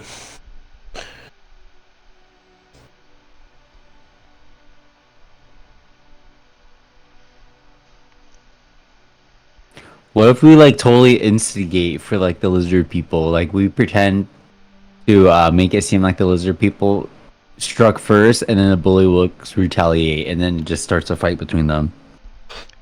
a dragon wing pushes his way through to look around. You hear Snapjaw speaking to him in Draconic. Leah, you can hear him say, "See? Nothing in here except us lizard folk." Dragon wing hisses at him. "Shut up, liar." Ooh. Oh, fuck, he felt its deception. I mean, I assume there's a lot of shuffling around, right? I mean, there's so many people in here. Can Okay, can we possibly move? Let's back up, maybe try to back up into one of the rooms, I guess. And then man, there's no way we can see. But man, you can man, you can't see Snapjaw from there either. So maybe you can telepathically communicate to one of the lizard folk to give you a sign once this retinue is in there, and then have the lizard folk close them off. Right, Okay. like have the lizard folk step in front of the door. And shut the door. Yeah. Either shut it or just block it so they Okay. can't retreat. Right. Both. Right. Shut it, lock it, and stand in front of it and box them in. If they can shut the door, then absolutely that'd be the thing. Yeah. Okay. So you telepathically communicate to one of the lizard folk there to try and shut the door once the some of the enemies enter. Yep. Mm-hmm. And then, man, I don't know. This is gonna be rough. I think this is all lizard folk. We're gonna be taking pot shots at them if we can, if this is our fight at all. But I don't know. Let's see what happens. We'll play it out as we go. Yeah, fighting is last resort, I think. And then, like, if they do end up coming out over here, we can, like, try and take them out as they're searching. Yep. And further away from this area so they won't make so much noise. Agreed. We want them to come to us so we don't have to shoot and fight through the lizard folk. Yeah, so let's try and quietly move into that room while they organically make their way this way. Like I said, I don't know how quiet we have to be. I mean, there's 38 lizard folk in here, 41 lizard folk in here. Like, I still have disadvantage and Gore has disadvantage. yeah, like I said, I don't think we need to be stealthy at all. I don't think we try. I think we just like slowly move around the corner, or at least, and you kind of be in the like on one of the sides, so you still have eyes on the lizard folk, so you can speak to them if necessary. Yeah.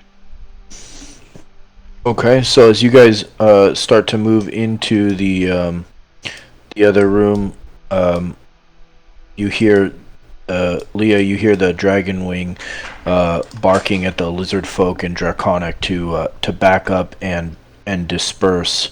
Let them in. Let the bullywugs and the cultists in to search for the intruders. You also hear him. Question why there's so many lizard folk here and why they're not helping patrol the castle and look for the intruders. What are you guys, cowards? Can I ready an attack for whenever it like comes over? Yeah, not until combat starts.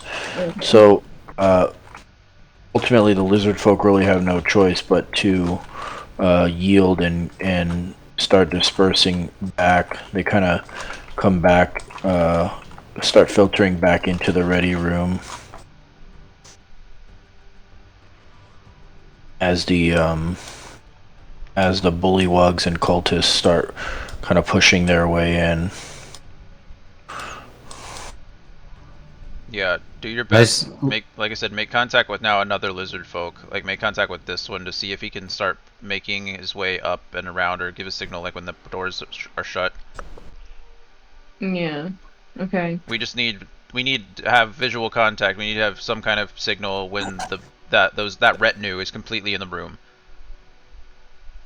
Yeah, decisive strike here is going to be the most valuable thing. And honestly, I say that as soon as that door is closed, or as soon as they're blocked off, we push in. We go. Yeah. Holy shit. Holy shit. Oh shit. Oh shit. There's more. This is so bad. Oh my Come god. on. We knew this was coming. I rather fight this them is in a better. closed. I feel like fighting them in a closed area is better, so you only take damage from like. So if we can get the door shut, we can have the lizard folk just automatically attack the bullywugs, and we can start going for the dragon dude. Yeah, we just he's our main. You're right. You were right. Okay, so about a little over a dozen, maybe a dozen and a half, bullywugs filter in, led by one of the cultists, and they start searching the area for any signs of intruders. It's clear that whatever happened up on the third floor of the barracks for the bullywugs did not go quite as planned, and Snapjaw was forced to show them into the lizard folk room as they continue conducting their search, since nothing was found in there.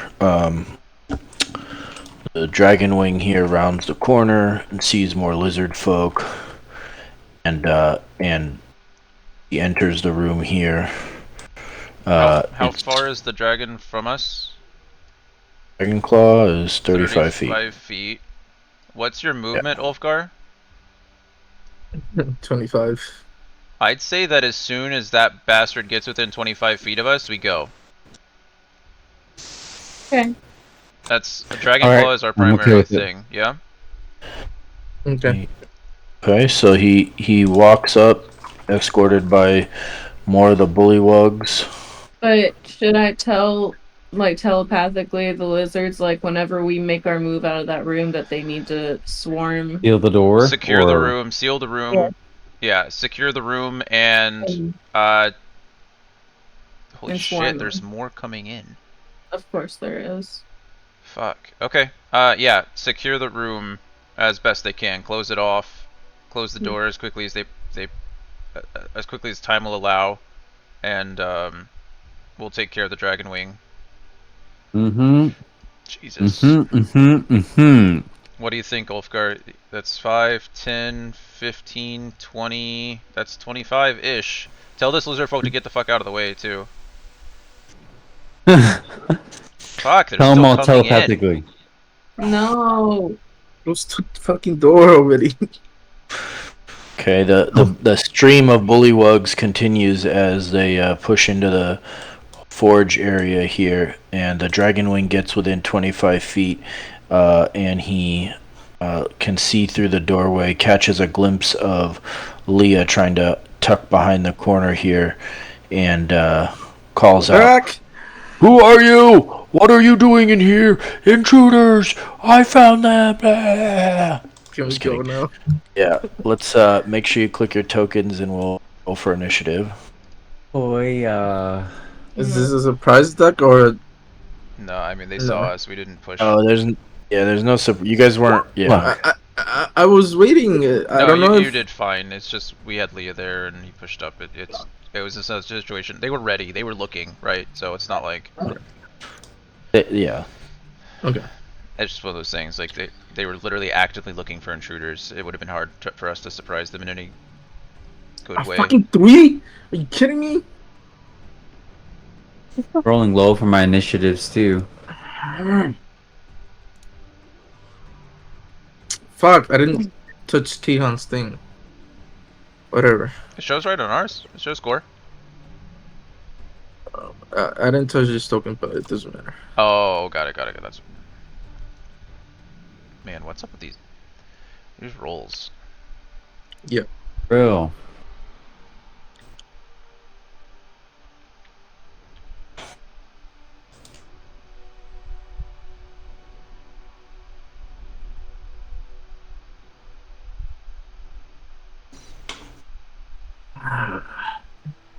Damn. A 16? Got me fucked up, Anthony.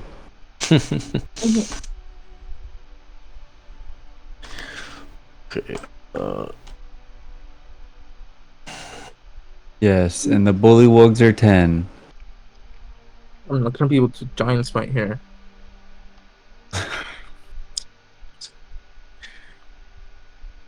What the heck?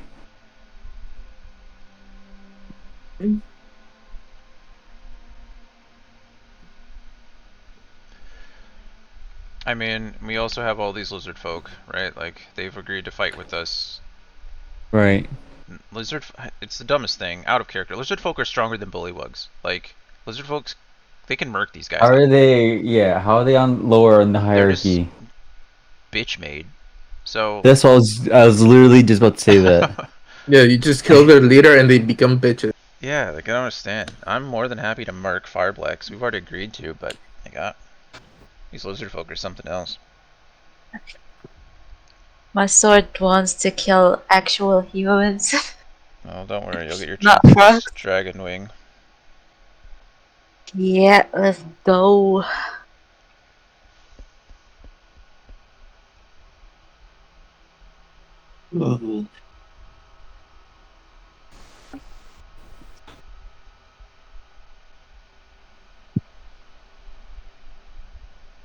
Wonder how the Getting all my bullywugs are ones out of the feeling. way now. What was that? I said I'm getting all my ones out of the way now. That's good, I think.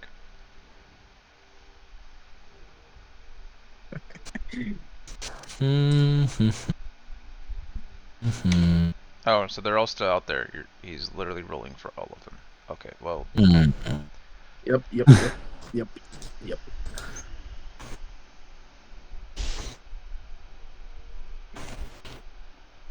I believe.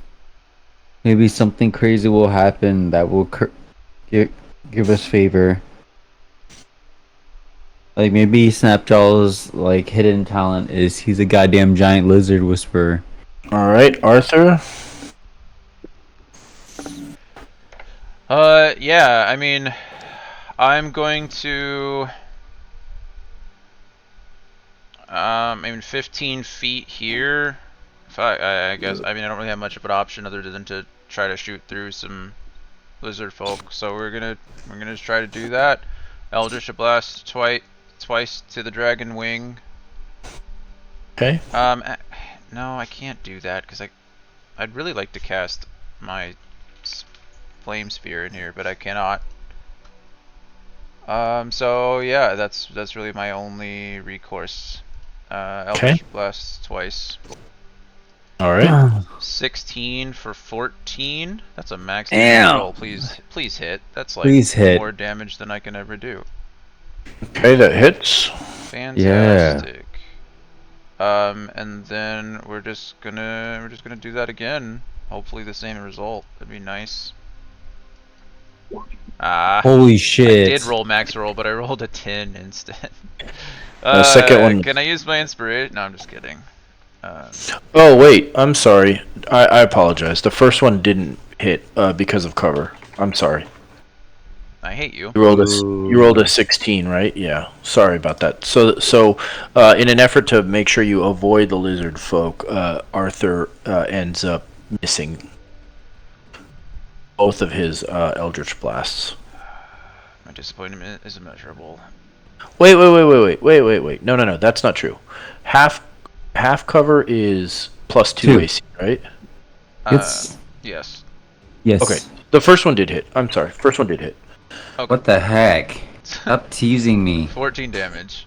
And I moved 15 feet, and I'm going to move 5, 10, 15 feet back here to kind of try to get around this corner as much as I can. Okay. And Eve? that will end my turn. If I move, wait, I exited the thingy. Go out, baby. Like if I move right here, like at the bottom of this dragon wing, does it count as a flank because of snapjaw? Yeah, the Like if I lizard move people here. on our side, right? Yeah, that's my question. Should count as a flank. They're allies, right? Yeah. Yeah, I would say yes. Okay, in that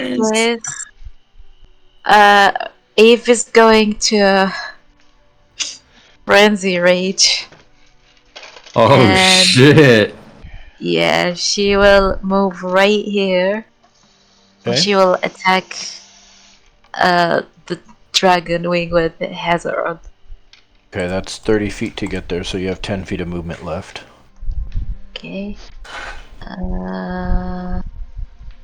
Let's see.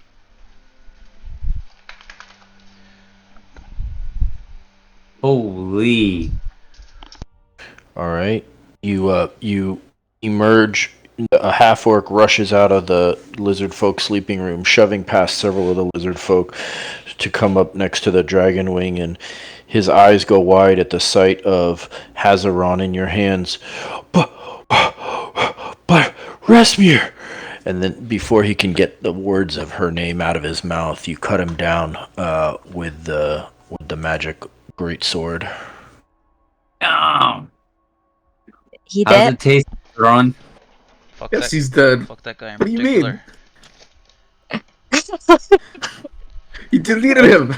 He's in half. Okay. So I don't even what know about why I this? attacked the targets that Eve's going to target. I should have just not done anything. What about this guy? If I attack him, does it count as flank because of the lizard folk too? Yes. Okay, well she's gonna mark that guy too.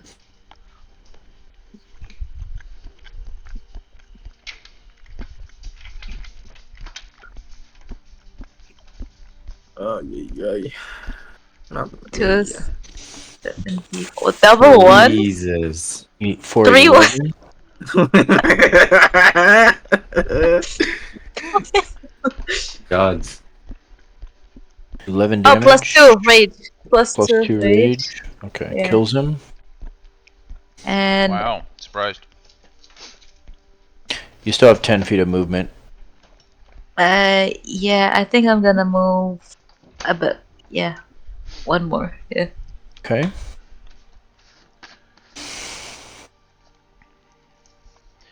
Yeah, that's. Anybody remember the bullywug? Oh, never mind. We know the bullywugs have spears because they just killed my owl. But they're gonna be Yeet. fighting for their lives here, hopefully, in a second.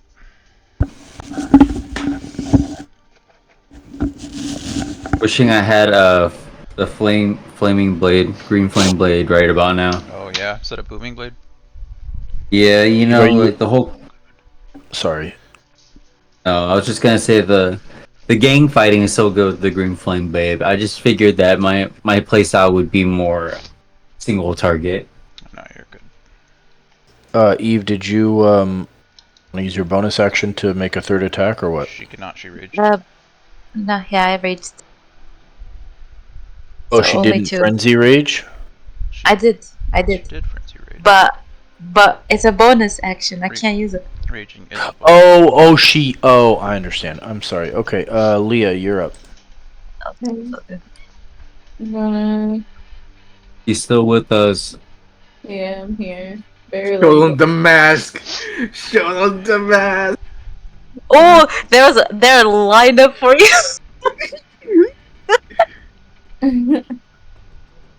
Okay. Is she got lineups? Yeah, like they're lined up for her, like right here.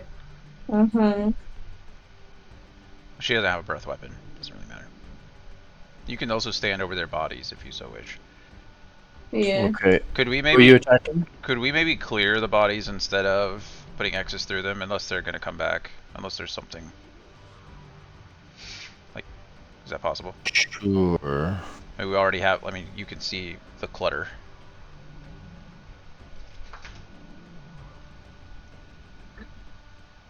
Actually, I'm gonna say no. I'm gonna leave the bodies there because they become difficult terrain if you're fighting over them. Sure. Okay. Especially in these cramped quarters. If the bodies start stacking up, I'm reminded of that Game of Thrones episode where Jon Snow is fighting and he almost gets suffocated. You mean in the season we don't speak of? Yeah. Okay, got it. Yeah. Which bullywug are you attacking, Eve? Okay. Leah? Okay, so the first one hits him and the second one kills him. Cool. So. And you spent 20 feet of movement to get there, I believe. Yeah. And I'm gonna just pop right back here. Okay. Any bonus action? Can I cast a hex as a bonus since Yeah. I just did a cantrip? Yep. I probably should have done that first, but actually, I want to do Spirit Shroud instead Okay. as my bonus. I don't think you can do that, but Why not? oh, maybe you can actually. Maybe I'm wrong. Bonus action. Yes, you can. Okay. Absolutely. You call forth spirits of the dead, which flit around you. The spirits until the spell. Any attack you make deals an extra 1d8 damage when you hit a creature within 10 feet of you. Which damage type are you choosing? Radiant, necrotic, or cold? Let's go with necrotic. Okay. Can we make a timeout real quick? You're still concentrating on Hex. If you cast Spirit Shroud, you drop concentration on Hex. I didn't cast it yet. Didn't you cast it before? It's got an 8-hour concentration time. You're still concentrating it from the last session, from 2 I sessions still ago. have it? It's 8 hours, which is Oh, all damn. so I just use my bonus action to move it onto a new target then? Yeah. Okay, well then I'll do that and I'll move it onto this one right here. Okay. And then, so that adds the extra d6. And then I can't remember what the disadvantage ability check was. I'm going to allow you to choose whichever ability you want when you move it. So you can pick whatever ability you want now. Okay. Shit. Let's go with a...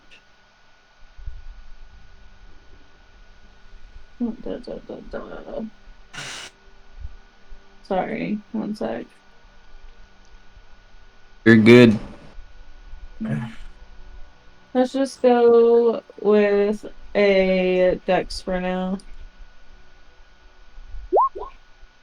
All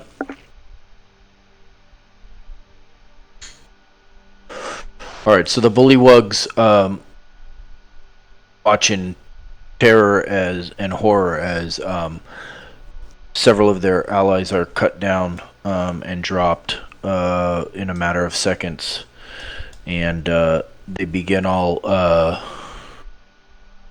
barking at each other in Bork. bullywug, croaking at each other in bullywug as they attempt to fight back.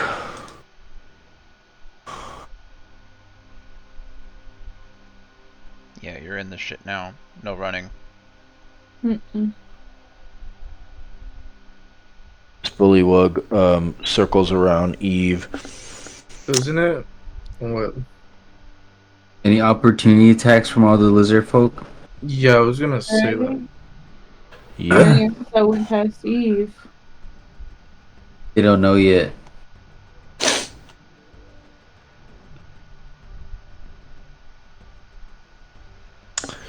Oh my goodness. Lizard folk. These bullywugs critting, because...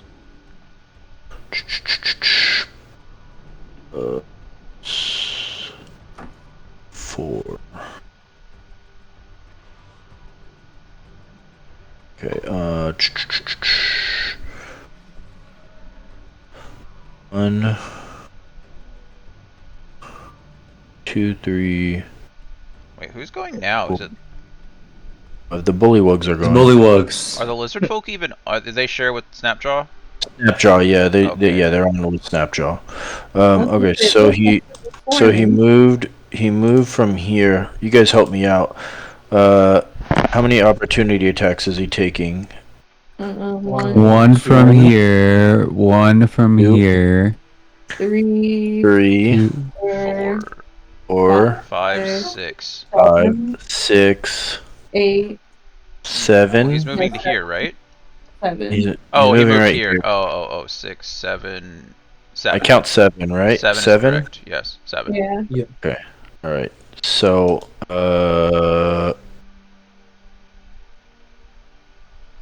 What an idiot. the last 2 hit. As he starts moving, the lizard folk start swinging on him in surprise, and he realizes that they are actually hostile. But let's see how much damage they do. So he takes 2 hits for 12 damage, which is just enough to drop him. Woo! The second lizard folk, all of the lizard folk that he runs past whiff as he goes by, except for the last 2, who tag him, and he falls, actually trying to leave this lizard folk's range here. The rest of the bullywugs realize that the lizard folk are hostile, and that they're surrounded, and rather than actually trying to fight them, they begin to retreat. No, motherfucker. Come on. What? So the original... So we've killed 4. Fantastic. Oh, they're retreating through all these lizard folks. So let's see how many opportunity attacks. Honestly, I just roll it fucking mass. How many of these assholes gonna go? This one takes 3, this one takes 1, this one takes 1, this one takes 2, 2, 3, 3, 2, 3. No, I mean, and they multiply as they go up. So 4. No, you can only opportunity once, I guess they're right? disengaging, right? Yeah, they would be disengaging anyways, but yeah, and they don't. Yeah, they're not right. added It's a because reaction. this guy can only take 1. You're right. So it's basically the number of lizard folk that are bordering them. That's the easiest way to count it. But they're gonna disengage anyways. So let's see. I don't think all of them can get out, luckily. I think they have a move. If they're disengaging, they can't dash. So I think they're... Well, I can hop, though. I don't know what their jumping speed is. But they're inside, so I don't know how far they can... How easily they can actually jump. Well, there went our fucking plan. Everyone has a plan until they get punched in the face.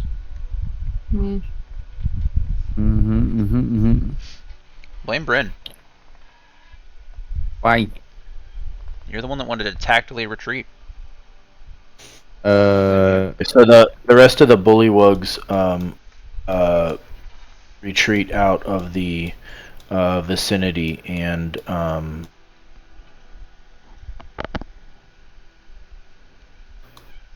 and start calling to their allies in a language that you don't understand. Bryn, you're up. Okay.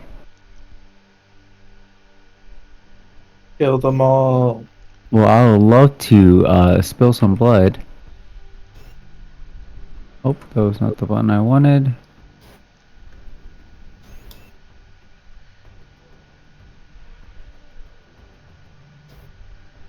Get a lot of sneak attack damage. Oh, well, I'm about to delete this creature here. Yeah, I'm gonna dash so I can move up to 80. And then I will move back here ultimately. And I'm a booming blade. That bullywug. Jesus Christ. Okay. I do is.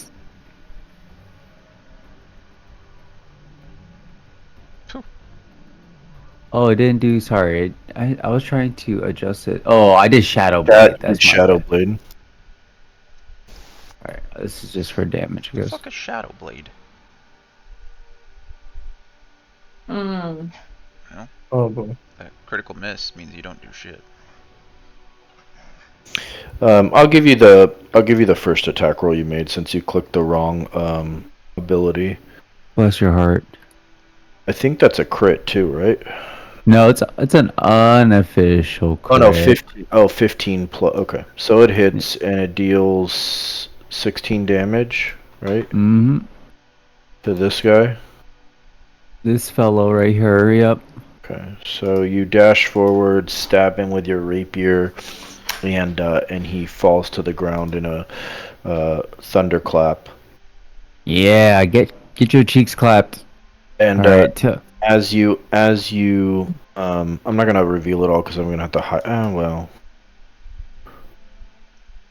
as you approach the doorway, you can see. Oh, whoops! That's not what I meant to do. Hide area. Okay, reveal. Sorry. There we go. As you reach the doorway, you see, you catch a glimpse out there of the kind of the formation that they've taken as they now search this far northeastern tower, and then you dash back, losing sight of it. what the heck?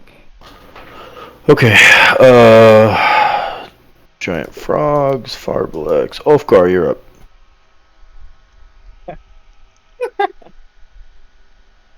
I'm up. Run as fast as your little dwarf legs can carry you, I guess. Let's see. I'm gonna dash. So 50 feet total. Okay. That'll get you up to the tail end of the bullywugs there. Okay. And Bonus action. I can't do anything else. Okay. I think. Right. The lizard folk kind of gain some confidence as they see the bullywugs retreating, and they step forward, eager to avenge Suncaller. Oh, I'm just gonna yell out, "Kill them!" There you go. It's my turn. Holy.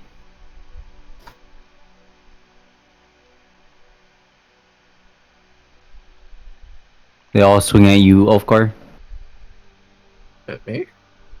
Mm-hmm. They Look at them converging on you. Oh, the lizards. They're gonna attack me, huh? Where is Snapjaw? Somewhere. Where is he? Mm. See one of these two up here? Because I can't see him in the... I think it was. Yeah, they're all swarming her. He's here. They're all swarming them. He's here.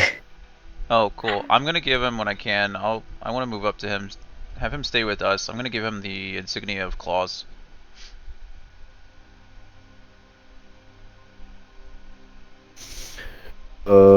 So the lizard folk all rally to the cause. To the front, to the oops, to the back. To the back. Okay. To the back. To the back. To the back. Oh.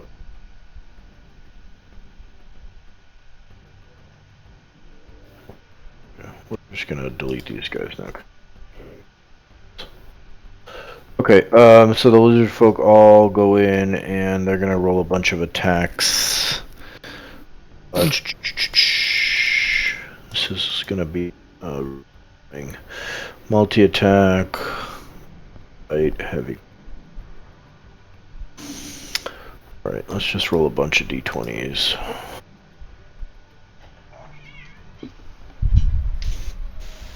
One, 2, 3, 4.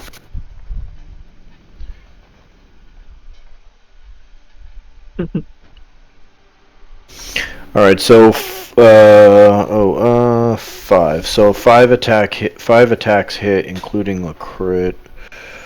Let's do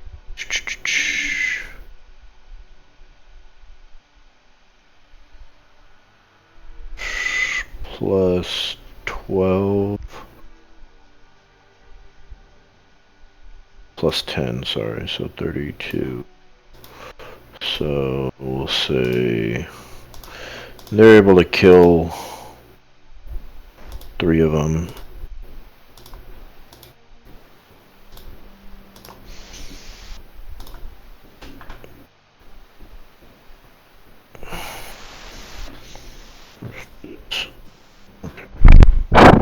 Oops. Okay, cultists are up, giant lizards, drown more. Arthur, you're back up again. I mean, yeah, what is it, 5, 10, 15, 20, 25. I mean, I can only move to here because I can't stand on top of a stand on top of a lizard folk. But I will I will toss the insignia of claws to Snapjaw. Okay. He looks at it strangely before he recognizes it as Resmir's jewelry.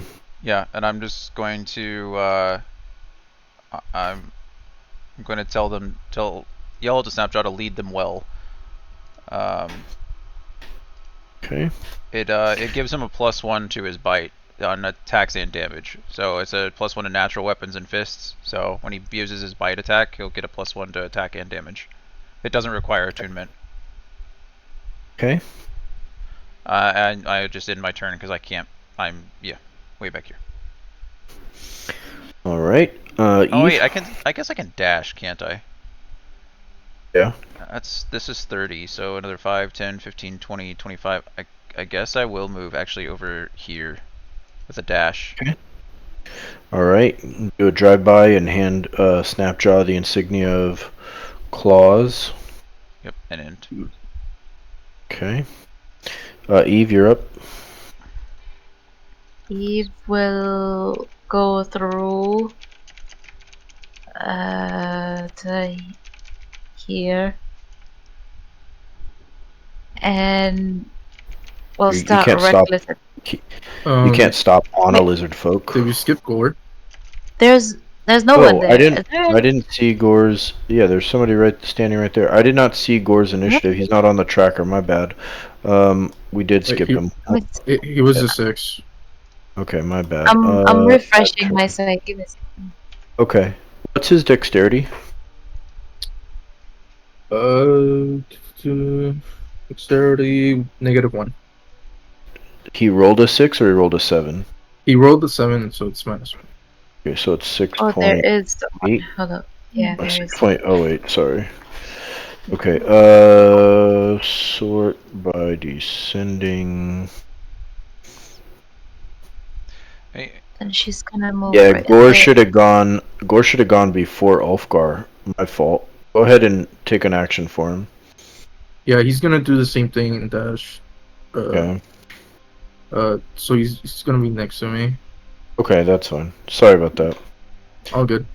Okay, Eve. Eve will. Okay. Yeah, I'm gonna have to leave this. Actually, how many feet was this? No, just forget it. I don't know. Sorry. Are you trying to go here? Yeah, but I think I'm gonna get smacked if I do. You will provoke one opportunity attack. That is true. You know what? For the sake of keeping my rage open, I have to do it. Okay. Yeah, she will move right there.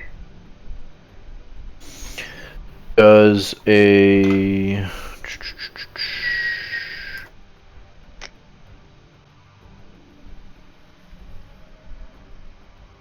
the 15 hit you? Yeah, it does. Okay. But you're raging, so you only take 2 damage. Okay, 2 damage. Let me do minus the first 1, 2. Okay. Eve will attack the one in front, right here. I'm sorry. Do that one more time. She's gonna reckless attack this one. Okay. Okay. Let's see.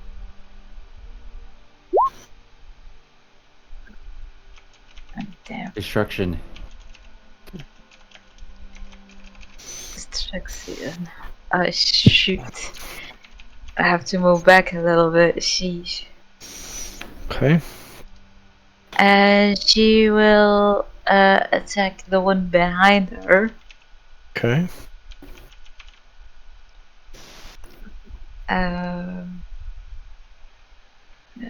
Close the thing, please. All these rolls and I haven't gotten a single crit. You're literally killing something on every swing of your sword. Do you need a crit? Yeah, Lara, you're fine. I don't see why you should. You're fine without Even if the that crit. sword made it to where you could never crit again, it would still be fucking ridiculous. Yeah. Eve will move 5 feet back and will bonus action attack this guy. Okay.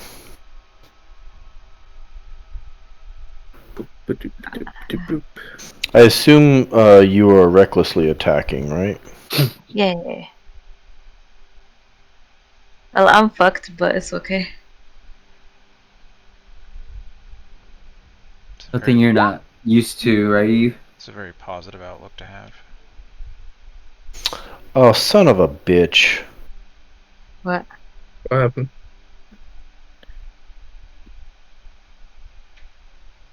What the fuck? I deleted the fucking bullywug that had initiative on it. Cocksucker. Oh, damn it. I mean, I could. You remember the number or who they were between at least? No. Polygongs? Fuck it, I don't care. Okay. Pretty sure they're after me. Sorry. Go ahead and I thought that might bring it back up, but it's not. Where did fucking Eve go? This is turning into a nightmare. Yep. Where's Eve? This one should be gone. I was right here. Oh, there she is. Yeah. Okay, I covered her up. Okay. I'm sorry, guys. Gore, where's Gore? Gore should have been there. Okay. Yeah. Everybody see their token? Mhm. Yes. Okay, alright, cool. Alright. I don't remember what their initiative was. think it was between Mia and Bryn. That sounds about right, and there's a huge gap there, so.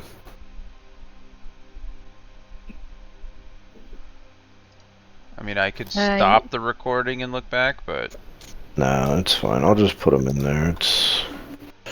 It's whatever.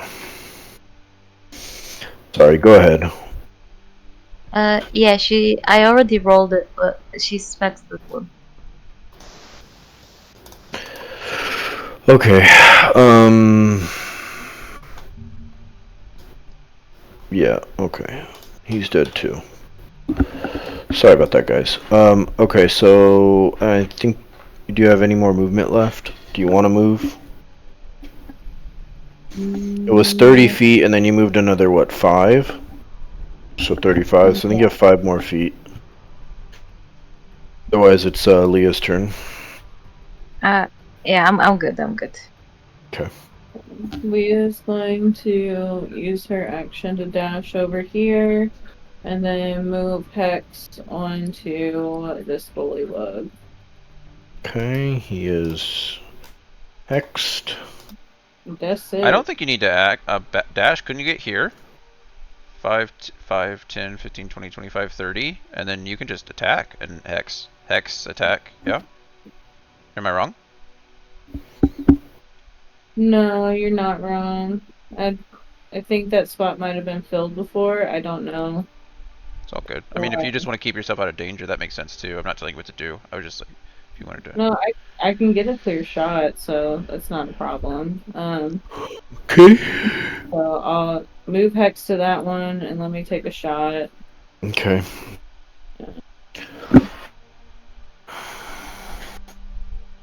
Eldritch Come Blast. on, Leah. So 25 for 11. Okay, he's dead. Plus 1d6. Nice. He's dead with 11. Out. 1d6. Fuck you, bullywug. So, alright.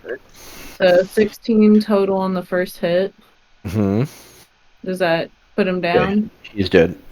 Alright. I wanna I already deleted him. Okay, I wanna try and take aim at this one for my second shot. Okay.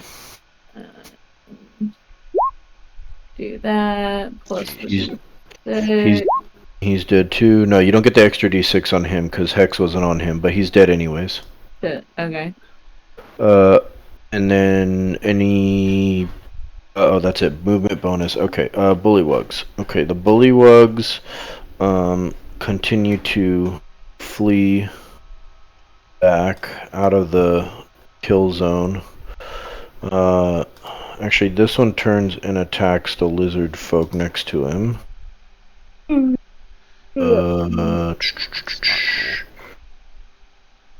Fuck you, bullywug.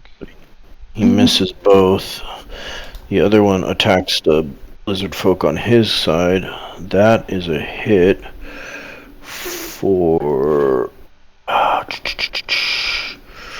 Oh, a big 2 damage. Okay, so that one takes 2 damage. So this one right here gets hit for 2 damage as the bullywug bites it. And then the rest of the bullywugs continue funneling away. Backing away.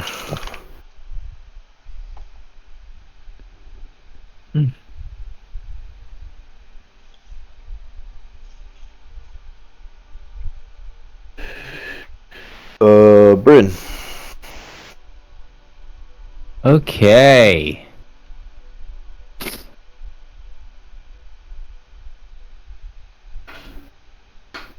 Sheesh.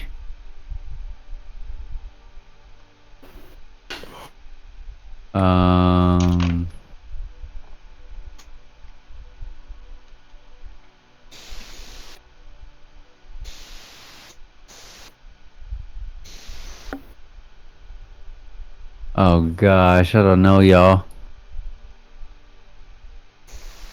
I guess I can't use bow attacks. I just do a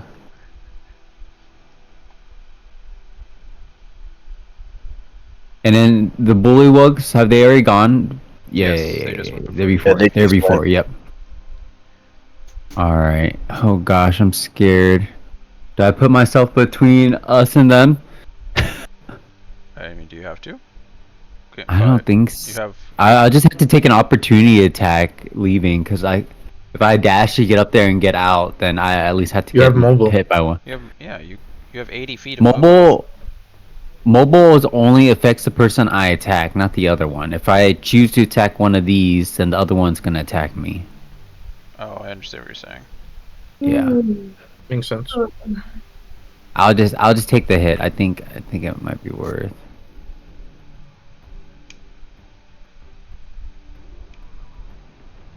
All right, I think this is gonna be my movement sequence here. Okay. Okay. Can you move All right. here? So Then come back. Then you don't get an opportunity, take an opportunity attack at all, right? no, there's no resting spot other than behind here. But I would do. I would get an opportunity attack right There's here. a wall there. Yeah, I'll just do what I did originally, and I'll just move to here between everybody. So it's gonna be like boom, boom, and then boom.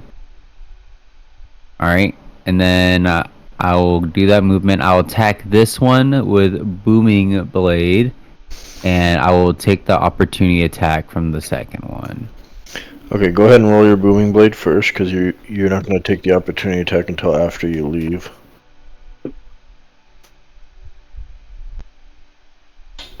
Which one? You're taking this one? Yep. Okay. Yes. Okay. Now go ahead, do your thing.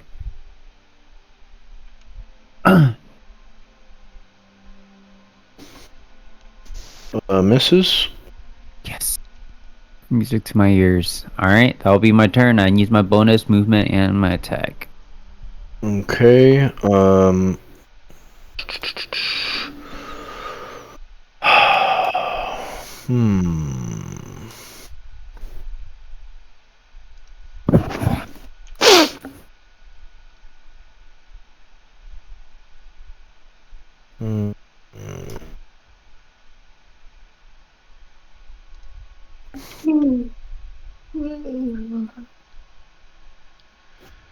You okay, Mel? I'm dying over here. Well, we still got like an hour of fighting left, so do some jumping jacks or something. I'm not gonna make it. I've been up since 5 a.m. I'm not gonna make it. No. I think we could pause maybe a little. Yeah, that might be the best option. We'll get to the end of this round and we'll see if we can find a good stopping point. Okay, so the giant frogs.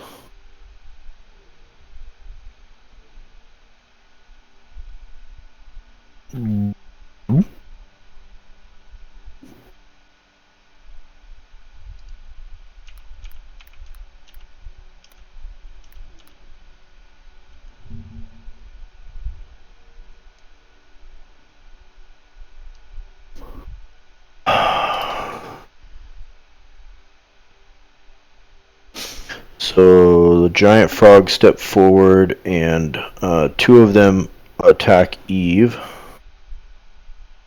Let's see. What the heck? They get advantage because you were recklessly attacking.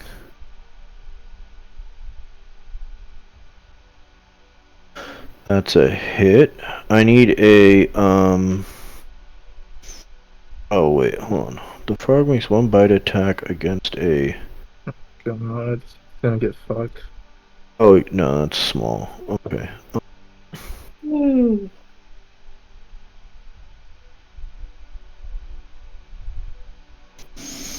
Okay, so you take 3 piercing damage from this giant frog right here, and you are grappled. And What's grappled again? and restrained. So I can't walk anywhere. Missions 5e, yeah. It says the target is grappled. Until the grapple ends, the target is also restrained and the frog can't bite another target. So it, Your speed is 0. yeah, your Okay. speed is 0, you, Advantage on attack rolls, disadvantage on your attack rolls, and disadvantage on dex saves. The other frog attempts to bite you as well with advantage. That misses. This frog right here goes after this lizard folk right here. That's a miss. This frog goes after this lizard folk right here.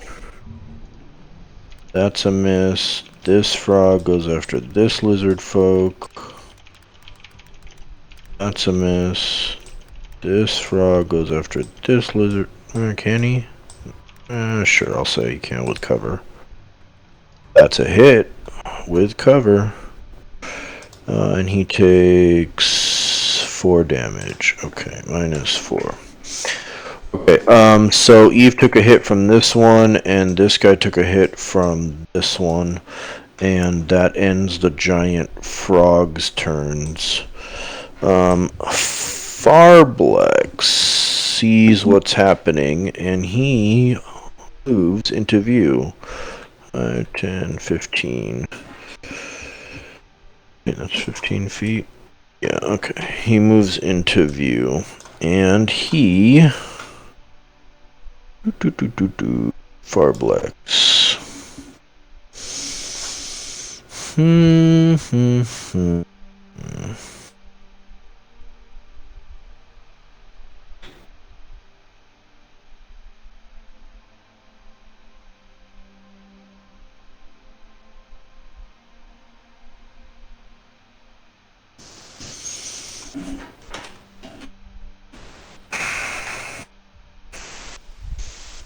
The hell? Oh, there we go. Okay, casting range 90 feet. Is he within 90 feet? Oh yeah, sure he is. 90 feet, no problem. 90 feet, boom. Look at that, right there.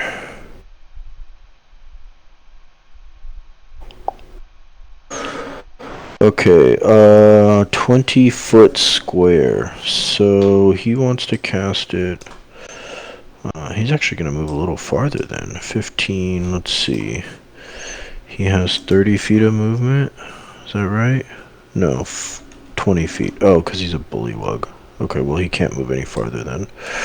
Okay, so he casts a spell 90 feet away, which puts it right in this empty spot. Perfect. And 20-foot square, right? Is that what it says? 20-foot square. Does that mean it's 20 foot? That's not 20 feet this way, right? Yeah, it's a 20 by 20 foot square.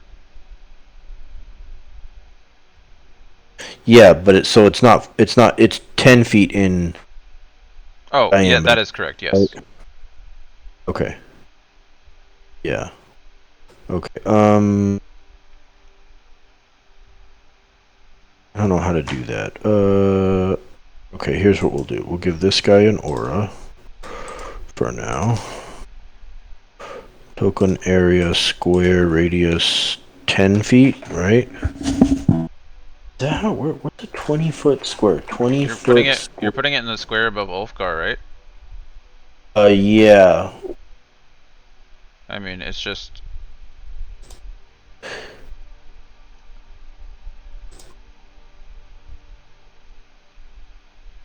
$20-foot square. Oh, that's 25 foot, isn't it?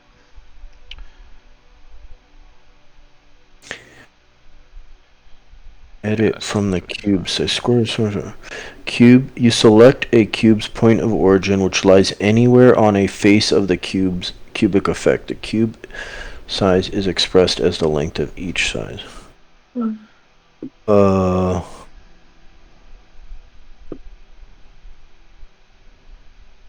perfect. Okay. I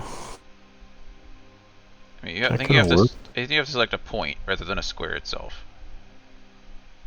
So that's 25 feet. Is it? Oh, yeah, it is. Oh, because I see what you mean. Because of the. Yeah. So which corner of that square do you want to set it on? And then you can just go, 5 feet, 20 feet by 20 feet. Yeah. Okay.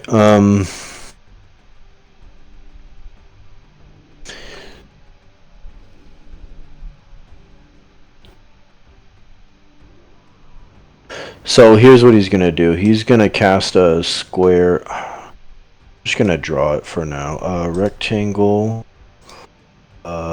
Green, I guess. Let's go lime green so it's visible.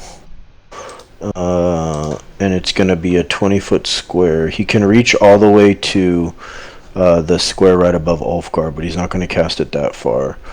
20-foot square, so that's gonna go like this. Right? We can't see it, but sure. Oh, sorry. Like that. Can you see that? We can, but it's covering all the tokens now. Yeah. Move to back. Okay. That work? That works. Yep. So that's a 20-foot square. Know what to do. All right. So the shaman from the swamp steps forward and calls upon a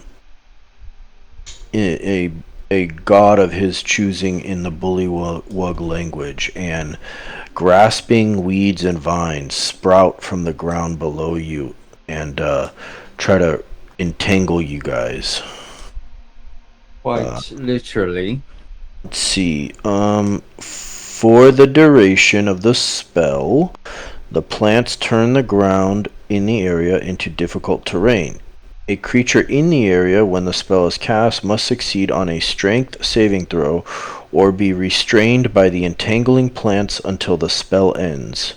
A creature restrained by the plants can use its action to make a strength check against the spell save DC. On a success, it frees itself. When the spell ends, the conjured plants wilt away. So I need Eve, who's already restrained once, to make another strength saving throw. I need Gore, Ulfgar, and Leah to make strength saving throws. And then I'll have disadvantage because of the first level exhaust, right? No, that's only on ability checks. You have that, not saving throws. In fact, you probably have advantage on strength saving throws because you're raging. Yeah. Okay. 2, 3, 4, 5, 6, 7, 8, 9. I need 10 saving throws for the lizard folk. Okay, the DC is... Okay, so, Leah fails, Eve succeeds, Ulfgar succeeds, Gore fails. So Gore is restrained and Leah is restrained. Eve is also restrained, but from the frog instead. How do we do restrained? Where's the rope? There we go.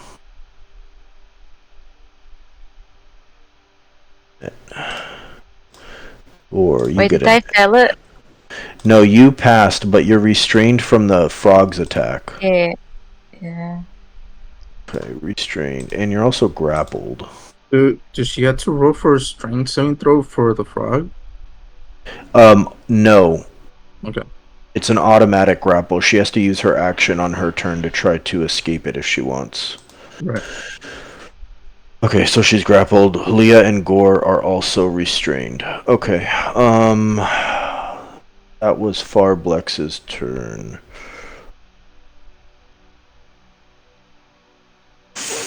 Farblex uses 1/3 level spell slot for tank.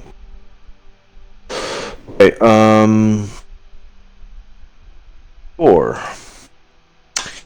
You can use your action on your turn to make a strength check to try and break free of the restraint. Otherwise, you are restrained, which means your speed is 0. Attack rolls that you make have disadvantage, and attack rolls against you have advantage. You also have disadvantage on dex saving throws. He has disadvantage on dex saving throws? Yeah, from being restrained. Right. You're basically being grasped by these vines and weeds. Yeah, gotcha. Alright. He's gonna use his action to break free. Okay, give me another strength saving throw. That is good enough. So he uses his action and he breaks free from the restraints.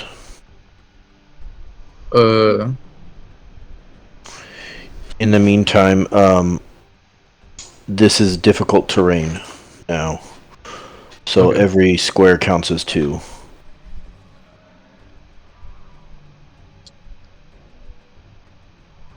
Alright, I'm gonna move. He's gonna move here. Okay, that's 20 feet, right? Yeah, he has 30 feet. Okay.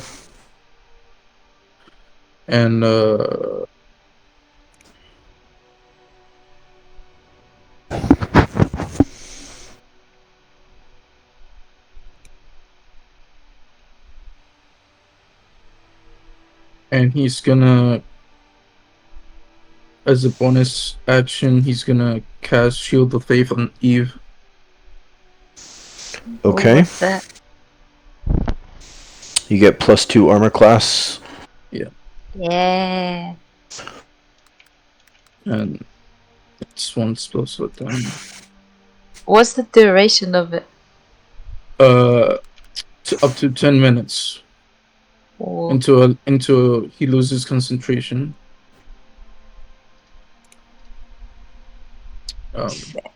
That's his turn. Okay. Yeah. All right, Ulfgar. So Eve, what's your armor class now? It's currently 16. Yeah. Okay. Fuck.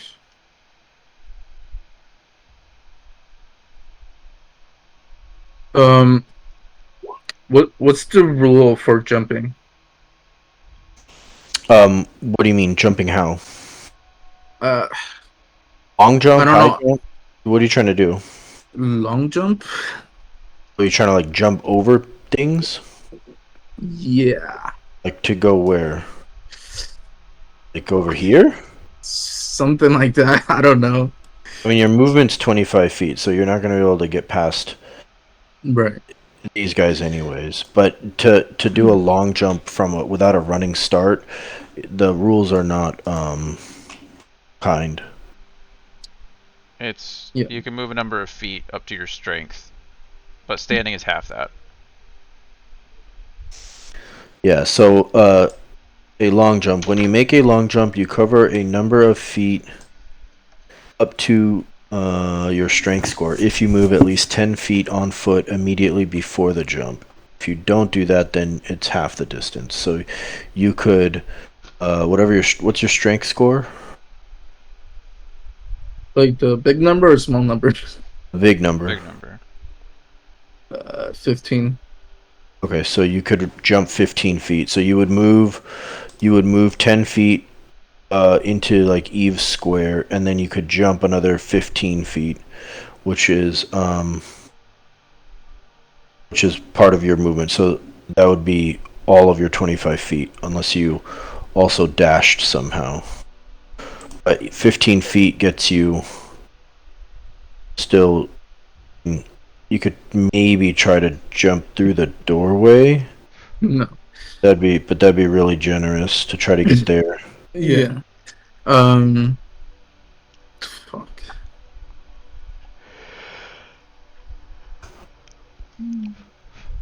I don't know what to do here.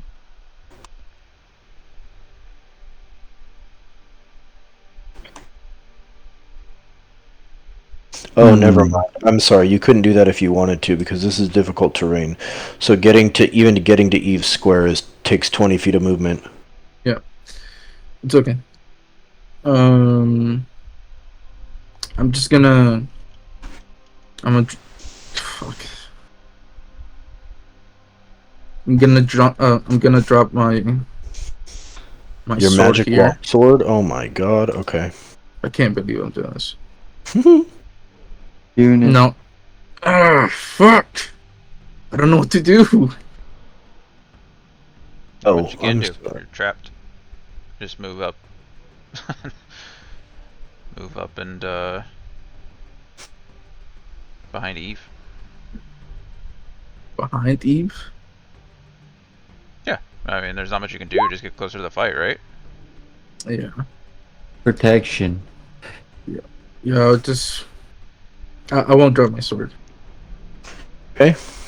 And I'm just gonna dodge. Okay. Ulfgar's dodging.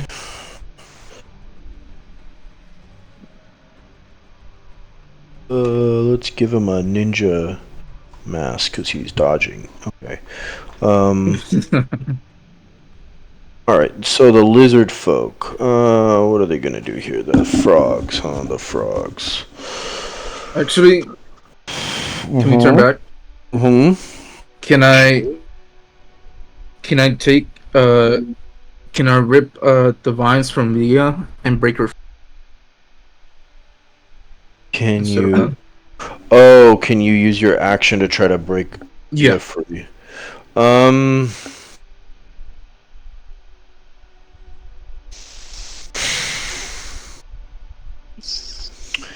Normally I would say yes. Spell doesn't say that. It just says the creature restrained by the plants can use its action. Jonathan, can you give me any reason why you think Ulfgar would not be able to use his action to try and break Leah free? I always allow it. I never think of it. I mean, I don't think there's a good reason. In this case, it's not mental, right? It's a physical barrier that's preventing her from moving. And so Ulfgar can clearly see that he's broken free. So why would I not allow him to use his action to assist an ally?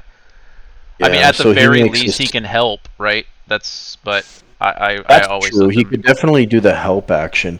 The only question is, what strength check would he use? So he uses his strength to break the vines free from her. That's how I roll it. Yeah. All right, go ahead, Ulfgar. Give me a strength check. Okay. 11.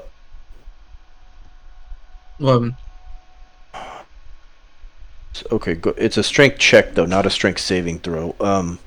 You rolled a strength save the second time for gore. It was high enough that it did matter, but just make sure you roll a strength check, not a strength save. Like athletics for you. It wouldn't be well. I guess it would be athletics. Well, no, because you don't get your proficiency bonus. You should be able to just click on your strength number and it should roll a strength check, right? Did the character sheet not work that way? Yeah. I think you can. Yeah. I don't know. Do you need to go out again? There you go. That's a strength check. Unfortunately, you are not able to do that. And since you used your action, you are no longer dodging. Yeah. Okay. So the lizard. What? I said thanks for trying. The lizard folk try to retaliate against the giant frogs. 1, 2, 3, 4, 5, 6. Okay. So we got 6 bites coming. One of those is bound to hit. What's the giant frog's armor class? Okay. Oh, you know what? I think more than one of those is going to hit. Yeah, yep. Okay. So 2 hit. So let's go with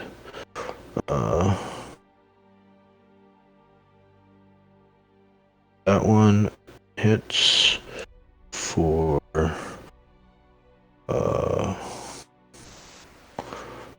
D6. We've not actually fought a giant frog yet, have we? We've seen them, but I don't think we've actually fought one. have it. I'll 5. check my notes.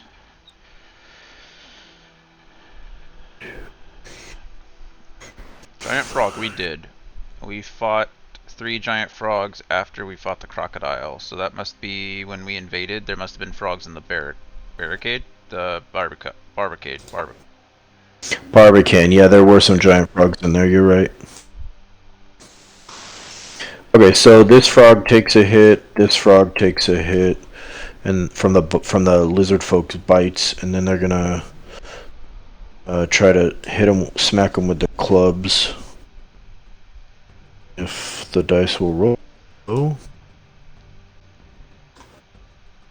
There we go. I really hope John is. Oh, 2 crits and 2 more hits. So, let's see.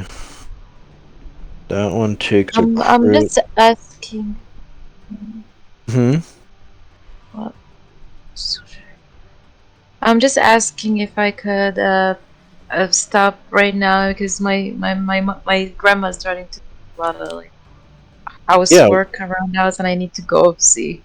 Yeah, that's fine. I'm just gonna finish up this turn with the cultists and the giant lizards, and then can call it because it's 1:30 for me. Then I'll be AFK for a bit. Okay.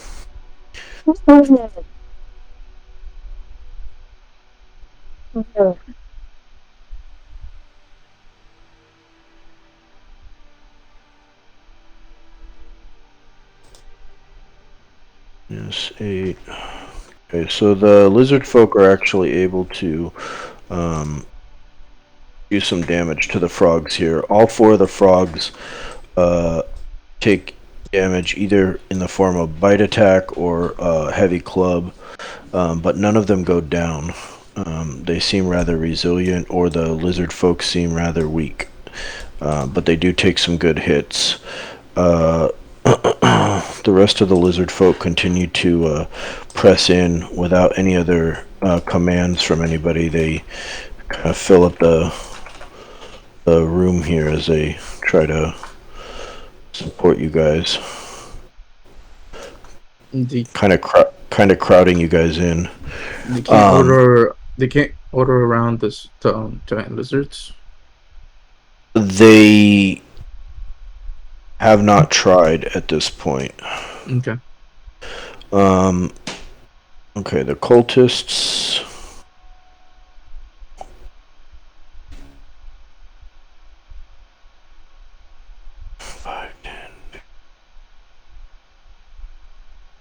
The cultists start filling in as well, kind of making sure you guys can't easily push out.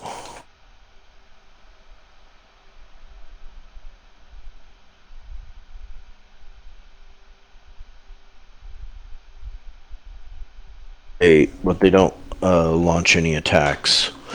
The giant lizards stand ready as well. And we'll call it there. Back up. I can't wait for Kayhan to log in and see this. Good luck to him.